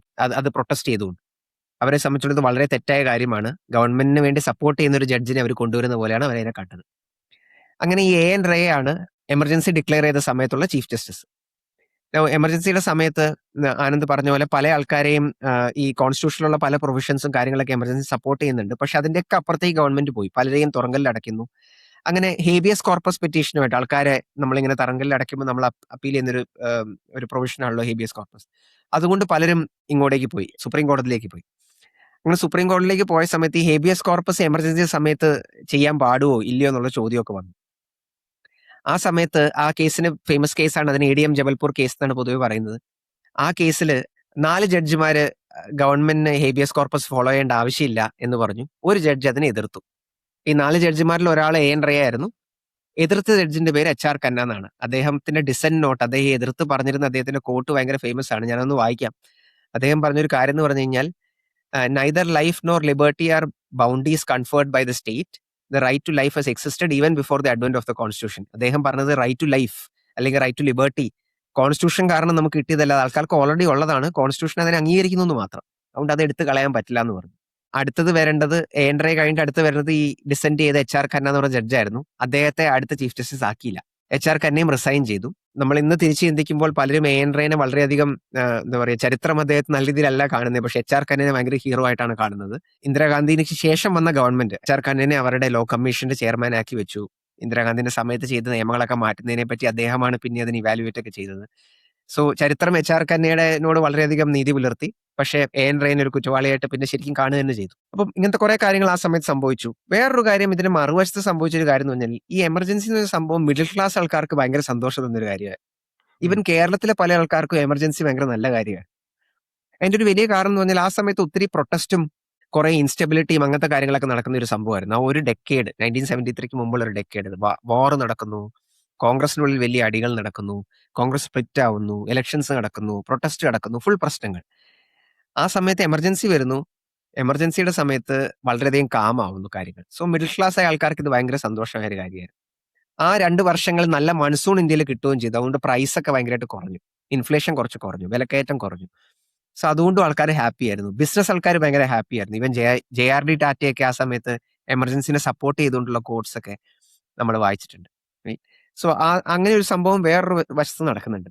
ഈ എമർജൻസി സമയത്ത് വേറൊരു ഹീറോ ആയിട്ട് പൊങ്ങി വന്നൊരു വ്യക്തിയായിരുന്നു സഞ്ജയ് ഗാന്ധി. എമർജൻസിയുടെ മുമ്പും അതിനുശേഷവും നമ്മൾ അധികം സഞ്ജയ് ഗാന്ധിനെ പറ്റി കേൾക്കുന്നില്ല. സോ എമർജൻസിയുടെ സമയത്തുള്ള മെയിൻ വ്യക്തിയാണ് സഞ്ജയ് ഗാന്ധി.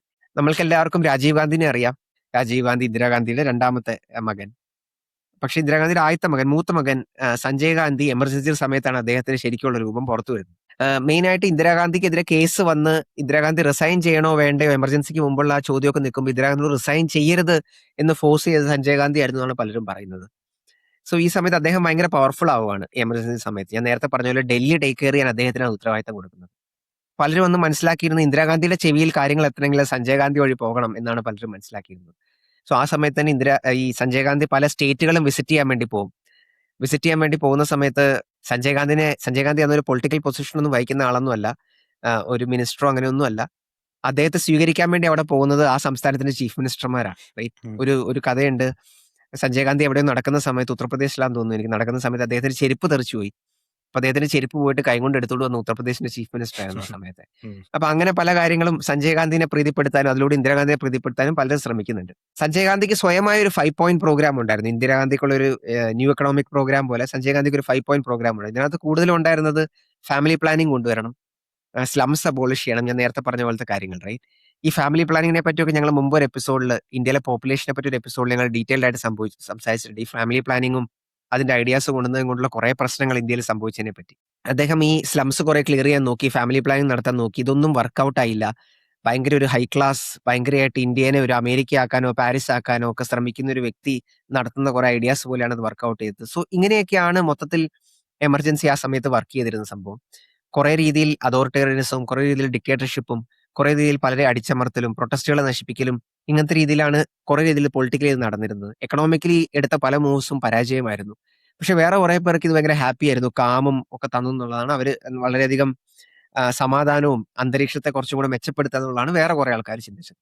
സോ ഇങ്ങനെയൊക്കെയാണ് മൊത്തത്തിൽ എമർജൻസി ഇന്ത്യയിൽ നടന്നൊരു കോണ്ടെക്സ്റ്റ്. സോനൽ പറഞ്ഞതിൽ എനിക്ക് ഏറ്റവും അത്ഭുതമായിട്ട് തോന്നിയത് എന്തുകൊണ്ടാണ് എമർജൻസി ക്യാൻസൽ ചെയ്തതെന്നുള്ളതാണ്. കാരണം അത്രയധികം പവർ ഇന്ദിരാഗാന്ധിക്കൊക്കെ ഉണ്ടായിരുന്നു. ഒരു ഡിക്റ്റേറ്റർഷിപ്പ് സ്വഭാവത്തിലേക്ക് തന്നെ ഇന്ത്യ മൂവ് ചെയ്യുന്ന ഒരു സാഹചര്യമൊക്കെയായിരുന്നു. എന്തുകൊണ്ട് അത് ക്യാൻസൽ ചെയ്തു എന്നൊക്കെ ഉള്ളത് വളരെ ഇൻട്രസ്റ്റിംഗ് ആണെന്നാണ് എനിക്ക് തോന്നുന്നത്. പൊതുവെ ഞാൻ ഇതിനെ പറ്റിയിട്ടൊക്കെ ആദ്യം വായിക്കുമ്പോഴൊക്കെ കേട്ട ഒരു സംഭവം, അതായത് ഇന്ദിരാഗാന്ധിയുടെ മകനാണ് എമർജൻസി പ്രഖ്യാപിച്ചതെങ്കിൽ നെഹ്റുവിന്റെ മകളാണ് അത് അവസാനം ക്യാൻസൽ ചെയ്യേണ്ടി വന്നത് എന്നൊക്കെ പൊതുവെ പറയാറുണ്ട്. അപ്പോൾ വളരെ ഒരു ഇൻട്രസ്റ്റിംഗ് ഫേസ് ആണ് ഇന്ത്യ ഒരു ഡിക്റ്റേറ്റർഷിപ്പിന്റെ വക്കത്ത് വരെ എത്തിയിട്ട് അവിടുന്ന് പെട്ടെന്ന് ക്യാൻസൽ ചെയ്യാണ് ചെയ്തത് ഇമർജൻസി. പക്ഷെ ഇത് ക്യാൻസൽ ചെയ്തിട്ടും ഇതിന്റെ പല ലെഗസിയും ഇപ്പോഴും കണ്ടിന്യൂ ചെയ്യുന്നുണ്ട്. പല നിയമങ്ങളും ഇപ്പോഴും ആക്റ്റീവ് ആയതുപോലെ തന്നെയാണ് ഉള്ളത്. അതിനെ പറ്റിയിട്ടൊക്കെ ഒന്ന് സംസാരിക്കുമോ സോനൽ?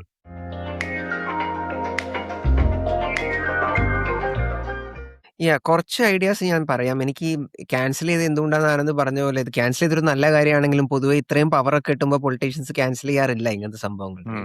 സോ ഇന്ദിരാഗാന്ധി എന്തുകൊണ്ട് ക്യാൻസൽ ചെയ്തു എന്നുള്ളത് പല ഇന്റർപ്രിട്ടേഷനും പലരും പറയാറുണ്ട്. ഒരുപക്ഷെ സഞ്ജയ് ഗാന്ധിന്റെ കാര്യം നീ ഇപ്പൊ പറഞ്ഞ പോലെ സഞ്ജയ് ഗാന്ധി ആയിരുന്നു ഇതിന്റെ പുറകിലെല്ലാം എന്ന് വേണമെങ്കിൽ ഒരു രീതിയിൽ പറയാം. വേറെ രീതിയിൽ നെഹ്റുവിന്റെ ഇൻഫ്ലുവൻസ് എപ്പോഴും ഇന്ദിരാഗാന്ധിയിൽ ഉണ്ടായിരുന്നു. സോ കുറച്ചൊരു ലിബറലിസവും കാര്യങ്ങളും ഇന്ദിരാഗാന്ധിയിൽ ഉണ്ടായിരുന്നു. വേറെ രീതിയിൽ നോക്കുകയാണെങ്കിൽ ഇന്ദിരാഗാന്ധി ലെഗസിനെ പറ്റി പേടിച്ചിരുന്നു. ഒരു ഡെമോക്രസിനെ സപ്പോർട്ട് ചെയ്യുന്ന ഒരാളായി ഇന്ദിരാഗാന്ധി ഓർക്കപ്പെടണം എന്നൊക്കെ വിചാരിച്ചിട്ടായിരിക്കും ചെയ്തിട്ടുണ്ടാവുക.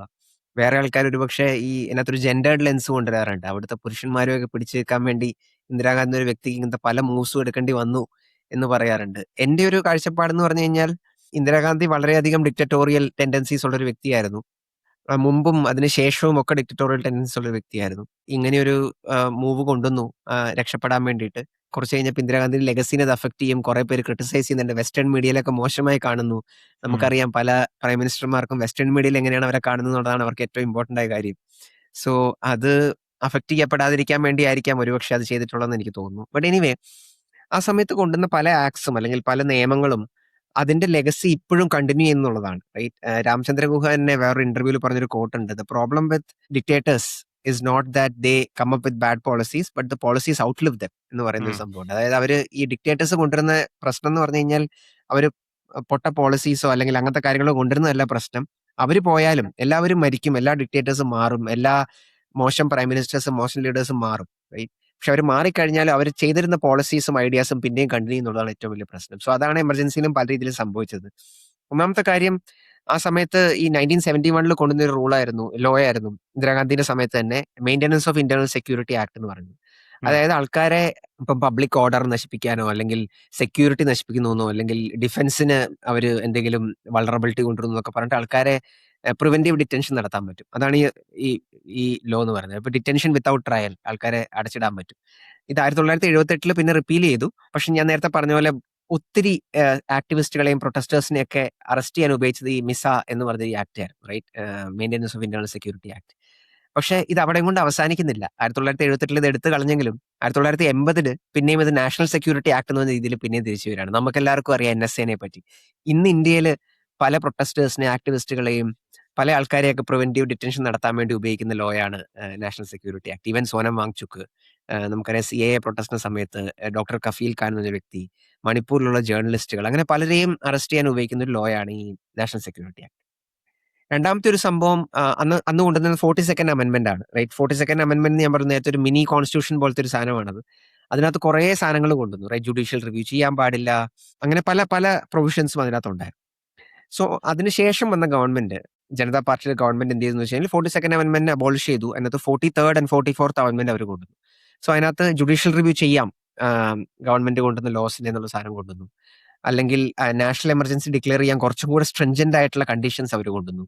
നേരത്തെ ആനന്ദ് പറഞ്ഞ പോലെ ഇന്റേണൽ ഡിസ്റ്റർബൻസ് എന്നായിരുന്നു മുമ്പ് ഉണ്ടായിരുന്ന ഒരു ടേം. അത് ഭയങ്കര വേഗായ ഒരു ടേം ആയിരുന്നു. അതിനെ ആംഡ് റെബലിയൻ എന്നുള്ള രീതിയിൽ ആ ടേം മാറ്റി. പാർലമെന്റ് ടേം 5 to 6 years ആക്കിയിരുന്നു ഇതിന്റെ സമയത്ത്, നമ്മുടെ എമർജൻസിന്റെ സമയത്ത്. അത് പിന്നെ മാറ്റി 5 yearsലേക്ക് തിരിച്ചു കൊണ്ടുവന്നു. സോ 43rd 44th അമെന്റ്മെന്റിൽ ആ കുറച്ച് ചേഞ്ചസ് കൊണ്ടുവന്നുകൊണ്ട് അത് കുറച്ച് കറക്റ്റ് ചെയ്യാൻ പറ്റി. പക്ഷെ അതേസമയം ഇന്ദിരാഗാന്ധിയുടെ ഈ പബ്ലിക് സെക്ടറിനെ ഇത്രയും എൻഹാൻസ് ചെയ്യുക, പബ്ലിക് സെക്ടറിനെ വലുതാക്കുക, ഗവൺമെന്റ് കുറെ ഫണ്ട് എക്കോണമിയിലേക്ക് കൊണ്ടുവരിക എന്ന് പറഞ്ഞ ഒരു പോളിസി, അത് ഇന്ത്യനെ പല രീതിയിൽ അഫക്ട് ചെയ്തിട്ടുണ്ട്. ഇന്നും ഇന്ത്യ അതിനകത്ത് പല രീതിയിലും രക്ഷപ്പെട്ടിട്ടില്ല. ഇത്രയും നഷ്ടം വരുത്തുന്ന പബ്ലിക് സെക്ടർ കമ്പനീസ് ഇന്ത്യയിലുണ്ട്. ടാക്സ് പേഴ്സിന്റെ മണി വേസ്റ്റ് ആക്കുന്നു. ഇന്ത്യ ഒത്തിരി മണി ബോറോ ചെയ്യുന്നു. ഇതെല്ലാം ആ ഒരു ഇന്ത്യയുടെ അന്നത്തെ ആ ഒരു ചേഞ്ച്, ആ ഒരു പബ്ലിക് സെക്ടറിനെ ഇത്ര എംബ്രേസ് ചെയ്യുന്ന ഒരു ചേഞ്ചിലേക്ക് വന്നതുകൊണ്ട് സംഭവിച്ചൊരു ആഫ്റ്റർ എഫക്റ്റ് ആണ്. സോ ഇന്നും അന്ന് സ്ട്രെങ്തൻ ചെയ്തിരുന്ന, അല്ലെങ്കിൽ അന്ന് ഫണ്ട് ഒഴുക്കി വിട്ടിരുന്ന പല പബ്ലിക് സെക്ടർ ഓർഗനൈസേഷൻസ് ഇന്നും കണ്ടിന്യൂ ചെയ്യുന്നുണ്ട്. വേറൊരു സംഭവം എന്ന് പറഞ്ഞാൽ അന്ന് കൊണ്ടുവന്നാണ് ഈ ഫാമിലി പ്ലാനിങ്ങിന് വേണ്ടിയുള്ള ഇത്രയും ആർത്തി. റൈറ്റ്, എല്ലാവരുടെയും കൊച്ചുങ്ങൾ ഉണ്ടാക്കുന്നത് കുറയ്ക്കാനുള്ള ആർത്തി, പോപ്പുലേഷൻ കൂടുന്ന ഒരു പ്രശ്നമാണെന്ന് കാണിക്കുന്ന ഒരു ആർത്തി, അത് ഇന്നും കണ്ടിന്യൂ ചെയ്യുന്നുണ്ട്. അത് വളരെ രീതിയിൽ പൊട്ടത്തരമാണ്. ഇന്ന് ഇന്ത്യയിൽ പല സ്റ്റേറ്റ്സും അത് മാറി ചിന്തിക്കുന്നുണ്ട്. ഇപ്പൊ ചന്ദ്രബാബു നായിഡു ഒക്കെ കൂടുതൽ പിള്ളേരെ ഉണ്ടാക്കാൻ വേണ്ടി പൈസ കൊടുക്കൂ, ഗിഫ്റ്റ് കൊടുക്കൂ, അങ്ങനെ ഗിഫ്റ്റ് ഒക്കെ കൊടുക്കുന്നുണ്ട് ആൾക്കാർക്ക്. അപ്പൊ പല രീതിയിലാണ് ഫാമിലി പ്ലാനിന്റെ സംഭവം ഇപ്പോഴും പോകുന്നത്. അതേസമയം വേറൊരു രീതിയിൽ ഇന്ദിരാഗാന്ധിയുടെ ലെഗസി കണ്ടിന്യൂ ചെയ്യുന്നത് പറഞ്ഞാൽ കോൺഗ്രസിനെ ഇന്ദിരാഗാന്ധി ഭയങ്കരമായിട്ട് നശിപ്പിച്ചു എന്നുള്ളതാണ്. കോൺഗ്രസ് അന്ന് ഫ്രീഡം സ്ട്രഗിൾ ഒക്കെ നടക്കുന്ന സമയത്ത് ഇന്ത്യയിലെ പല സ്ഥലങ്ങളിലും ഡീസെൻട്രലൈസ്ഡ് ആയ രീതിയിൽ ഫ്രീഡം സ്ട്രഗിൾ നടന്നിരുന്നു. കേരളത്തിൽ ഫ്രീഡം സ്ട്രഗിളിന് ഒത്തിരി ലീഡേഴ്സ് ഉണ്ടായിരുന്നു. തമിഴ്നാട്ടിൽ ലീഡേഴ്സ് ഉണ്ടായിരുന്നു. ഇന്ത്യയിലെ എല്ലാ സ്റ്റേറ്റുകളിലും ടോളായ ലീഡേഴ്സ് കോൺഗ്രസിനുണ്ടായിരുന്നു. പക്ഷെ ഇന്ദിരാഗാന്ധിയുടെ എക്സസീവ് സെൻട്രലൈസേഷൻ കാരണം, ഇന്ദിരാഗാന്ധിനെ ഒപ്പോസ് ചെയ്ത ആൾക്കാരെ എല്ലാം പോസ്റ്റുകളിൽ നിന്ന് മാറ്റുന്ന കാരണം, കോൺഗ്രസിനെ ഒരു ഡീസെൻട്രലൈസ്ഡ് ഓർഗനൈസേഷൻ ഭയങ്കര ഒരു സെൻട്രലൈസ്ഡ് ഓർഗനൈസേഷൻ ആക്കി ഇന്ദിരാഗാന്ധി മാറ്റി. കൂടാതെ ഇന്ദിരാഗാന്ധിയുടെ ഒരു ഗാന്ധി ഫാമിലി സാധനമാക്കി കോൺഗ്രസിനെ മാറ്റി. വേറൊരു സംഭവം എന്ന് പറഞ്ഞാൽ ഇന്ത്യയുടെ കോൺസ്റ്റിറ്റ്യൂഷനിലോട്ട് ഇന്ദിരാഗാന്ധി സോഷ്യലിസ്റ്റ് എന്നുള്ള വാക്കും സെക്യുലർ എന്നുള്ള വാക്കും ആഡ് ചെയ്തു. സോഷ്യലിസ്റ്റ് എന്നുള്ള വാക്ക് ആഡ് ചെയ്യുന്നത് കൊണ്ടാണ് നമ്മൾ പല രീതിയിലും ഇന്ത്യ ഒരു സോഷ്യലിസ്റ്റ് കൺട്രി ആണോ എന്ന് ചോദിച്ചു കഴിഞ്ഞാൽ 1991 റിഫോമിന് ശേഷം ഇന്ത്യ സോഷ്യലിസ്റ്റ് കൺട്രി ആണോ എന്ന് നമുക്ക് അറിയത്തില്ല, റൈറ്റ്. പക്ഷെ സോഷ്യലിസ്റ്റ് കൺട്രി എന്നുള്ള ഐഡിയ കൊണ്ടുവരണം, അത് ആൾക്കാർക്ക് നല്ലതാണെന്നൊക്കെ രീതിയിലൊരു നരേറ്റീവ് ഒക്കെ ഇന്ദിരാഗാന്ധി കൊണ്ടുവരികയാണ്. സോവിയറ്റ് യൂണിയൻ പോലെ ഇന്ത്യനെ ആക്കാൻ ശ്രമിക്കുകയാണ്. അത് ഇന്നും കണ്ടിന്യൂ ചെയ്യുകയാണ് നമ്മുടെ കോൺസ്റ്റിറ്റ്യൂഷനിൽ. വേറൊന്ന് സെക്യുലറിസം എന്നുള്ള വാക്ക് ആഡ് ചെയ്യുക എന്നുള്ളതാണ്. സെക്യുലറിസം എന്നുള്ളത് മലയാളികൾക്ക് ഒരു പോസിറ്റീവ് കോണോട്ടേഷൻ ഉള്ള വാക്കാണെങ്കിലും ഇന്ത്യ ശരിക്കും ഒരു സെക്യുലറിസം എന്നുള്ള വാക്ക് എന്തുകൊണ്ട് നമ്മുടെ ഇൻഡിപെൻഡൻസ് സമയത്ത് ഇന്ത്യ ആഡ് ചെയ്തില്ല എന്നുള്ളതാണ്, റൈറ്റ്. പല രീതിയിൽ നോക്കുകയാണെങ്കിൽ സെക്യുലറിസം എന്ന് പറഞ്ഞാൽ റിലീജിയനിൽ ഗവൺമെന്റ് കൈ കടത്തരുത് എന്നൊരു സംഭവമാണ് പല ഇതിലും സെക്യുലറിസം എന്ന് പറയുന്നത്. സെക്യുലറിസത്തിന് പല ഇന്റർപ്രിട്ടേഷൻസ് ഉണ്ട്. പക്ഷെ ഇന്നും അത് ഭയങ്കര കണ്ടസ്റ്റഡ് ആയ ഒരു ടേം ആണ്. എന്തുകൊണ്ട് അതിനകത്ത് വെക്കണം? അപ്പൊ സെക്യുലർ ആണ് ഇന്ത്യ എങ്കിൽ ഇന്ത്യ എന്തുകൊണ്ട് പല റിലീജിയസ് കമ്മ്യൂണിറ്റീസിനോ കാസ്റ്റ് കമ്മ്യൂണിറ്റീസിനോ ഇന്ത്യ പല ആനുകൂല്യങ്ങളും കൊടുക്കുന്നു എന്നുള്ള ചോദ്യങ്ങളൊക്കെ അവിടെ നിലനിൽക്കുന്നു. സോ അതും ഇപ്പോഴും കണ്ടിന്യൂ ചെയ്യുന്ന ഒരു ലെഗസിയാണ്. സോ ഇങ്ങനത്തെ കുറച്ച് കാര്യങ്ങളാണ് ഇന്നും കണ്ടിന്യൂ ചെയ്യുന്ന ഒരു ലെഗസി ആയിട്ട് എനിക്ക് തോന്നുന്നൊരു കുറച്ച് കാര്യങ്ങൾ. അതിനകത്ത് നിനക്കെന്താ തോന്നുന്നത്? എന്താണ് അന്നത്തെ ഒരു എമർജൻസിയുടെ ലെഗസി ആയിട്ട് ഇന്നും കണ്ടിന്യൂ ചെയ്യുന്ന കാര്യങ്ങൾ എന്താണ്? എനിക്ക് ആദ്യമായിട്ട് വളരെ ഇമ്പോർട്ടന്റ് ആയിട്ട് തോന്നുന്ന ഒരു സംഭവം ഇന്ദിരാഗാന്ധി എങ്ങനെയാണ് ഇൻസ്റ്റിറ്റ്യൂഷൻസിനെ കൺട്രോൾ ചെയ്തത് എന്നുള്ളതാണ്. ഇപ്പൊ സോനിൽ പറഞ്ഞ ജുഡീഷ്യറിനെ കൺട്രോൾ ചെയ്തു, പ്രസ്സിനെ കൺട്രോൾ ചെയ്തു. അതൊക്കെ ഒരു എന്താ പറയുക, ഒരു ടൂൾ കിറ്റ് പോലെ ഇപ്പോഴും ആൾക്കാർക്ക് ഉപയോഗിക്കാൻ പറ്റുന്ന പോലത്തെ ഒരു ടൂൾ കിറ്റാണ് ഇന്ദിരാഗാന്ധി തുറന്നു കൊടുത്തത്. ഇപ്പോഴും ആൾക്കാർ ജുഡീഷ്യറിനെയും ബ്യൂറോക്രസീനെയും ഒക്കെ കൺട്രോൾ ചെയ്യുന്നത് നമ്മൾ കാണുന്നുണ്ട്. പ്രസ്സിനെ കൺട്രോൾ ചെയ്യുന്നത് കാണുന്നുണ്ട്. അതേപോലെ ഇപ്പൊ റീസെന്റ് വേറൊരു സംഭവം ഇന്റർനെറ്റ് ഷട്ട് ഡൗൺസ് ഒക്കെയാണ്. എന്തെങ്കിലും ഒരു പ്രൊട്ടസ്റ്റ് ഉണ്ടാകുമ്പോൾ ആദ്യം ചെയ്യുന്നത് ഇന്റർനെറ്റ് ഒക്കെ ഷട്ട് ഡൗൺ ചെയ്യുക, ആൾക്കാർ ഇന്റർനെറ്റ് വഴി കമ്മ്യൂണിക്കേറ്റ് ചെയ്യുന്ന മാറ്റുക, ഇന്റർനെറ്റ് വഴി വാർത്തകൾ കാണുന്ന മാറ്റുക. അപ്പോ റീസെന്റ് എനിക്ക് തോന്നുന്നു 2025 65 പ്രാവശ്യമാണ് നമ്മൾ ഇന്റർനെറ്റ് ഷട്ട് ഡൗൺ ചെയ്തത്. അത് ഡെമോക്രസികളിൽ തന്നെ ഏറ്റവും കൂടുതൽ ഇന്റർനെറ്റ് ഷട്ട് ഡൗൺസ് ഒക്കെ നടക്കുന്നത് ഇന്ത്യയിലാണെന്നൊക്കെ ഒരു വാർത്തയൊക്കെ ഉണ്ട്. അപ്പോ ഈ ഒരു സംഭവം, അതായത് ഇൻസ്റ്റിറ്റ്യൂഷൻസിനെ കൺട്രോൾ ചെയ്തിട്ട് നമ്മൾക്ക് ഒരു ഡിക്റ്റേറ്റർഷിപ്പ് സ്വഭാവത്തിലേക്ക് എങ്ങനെ പോവാം എന്നൊക്കെയുള്ള ഒരു ടൂൾ കിറ്റ് ഇന്ദിരാഗാന്ധിയാണ് തുറന്നു കൊടുത്തത്. അതിപ്പോഴും ആൾക്കാർ യൂസ് ചെയ്യുന്നുണ്ട്. പിന്നെ ആ ഒരു പേഴ്സണാലിറ്റി കൾട്ട്, കാരണം ഇന്ത്യക്കാർക്കൊരു അട്രാക്ഷൻ തോന്നുന്ന ഒരു സംഭവമാണ് ഈ പേഴ്സണാലിറ്റി കൾട്ട്. ഇപ്പൊ സോനിൽ പറഞ്ഞു ഇന്ത്യയുടെ പ്രോബ്ലംസ് ഒക്കെ ഒരു മരുന്ന് കൊടുത്ത് ശരിയാക്കുന്ന ഒരാൾ എന്നുള്ള രീതിയിലൊക്കെ വന്ന ഇന്ദിരാഗാന്ധിയുടെ ഒരു കൾട്ട് ഉണ്ടല്ലോ. അപ്പോ അതേപോലത്തെ ഐഡിയാസ് ഒക്കെ ആൾക്കാർക്ക് പറഞ്ഞു കൊടുക്കുകയാണ്. ഇങ്ങനത്തെ ഒരാൾ വന്നു കഴിഞ്ഞ് ഇന്ത്യയുടെ പ്രോബ്ലംസ് ഒക്കെ മാറ്റും എന്ന് പറഞ്ഞു കഴിഞ്ഞാൽ ആൾക്കാർ അയാളോട് അട്രാക്റ്റഡ് ആവും എന്നൊക്കെ ഉള്ളത് മനസ്സിലാക്കിയത് ആദ്യമായിട്ട് ആ സമയത്താണെന്നാണ് എനിക്ക് തോന്നുന്നത്.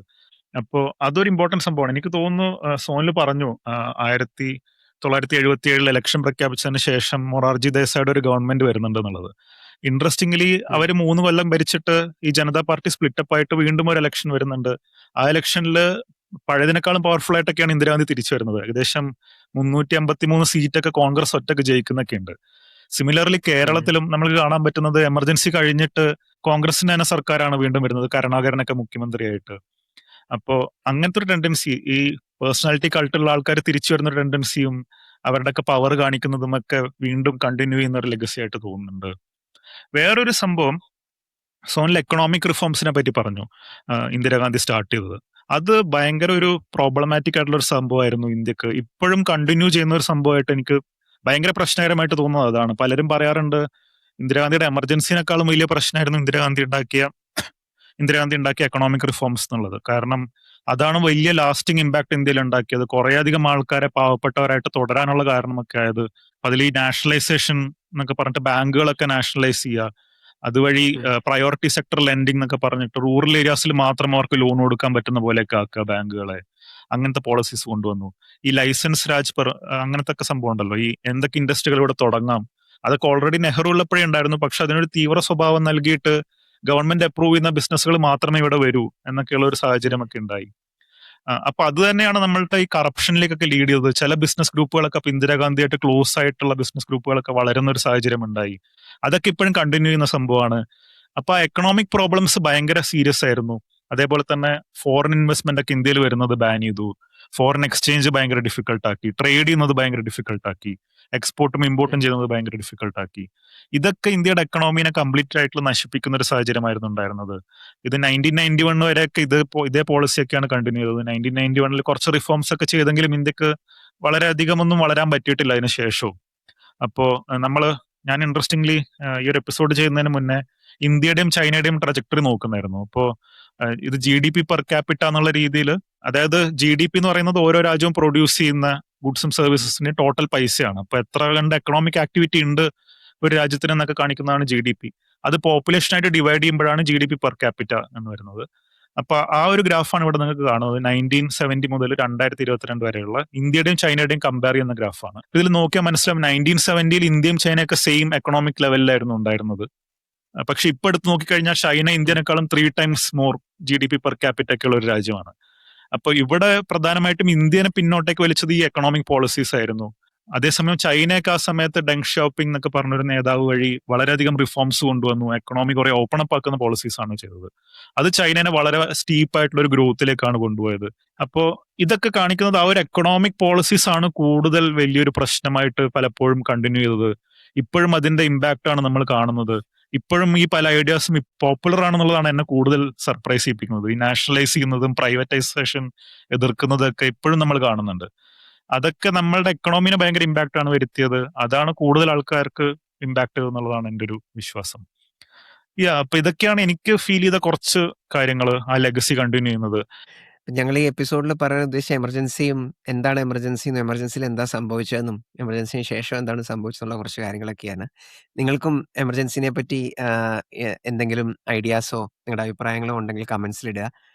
ഞങ്ങൾക്കത് വായിക്കാൻ ഇഷ്ടമാണ്, അതിനെപ്പറ്റി സംസാരിക്കാൻ ഇഷ്ടമാണ്. ഈ ആഴ്ചത്തെ എപ്പിസോഡ് നിങ്ങൾക്ക് ഇഷ്ടപ്പെട്ടു എന്ന് വിചാരിക്കുന്നു. അടുത്ത ആഴ്ച വീണ്ടും പുതിയൊരു എപ്പിസോഡുമായിട്ട് കാണാം. അതുവരെ ബൈ ബൈ. ബൈ.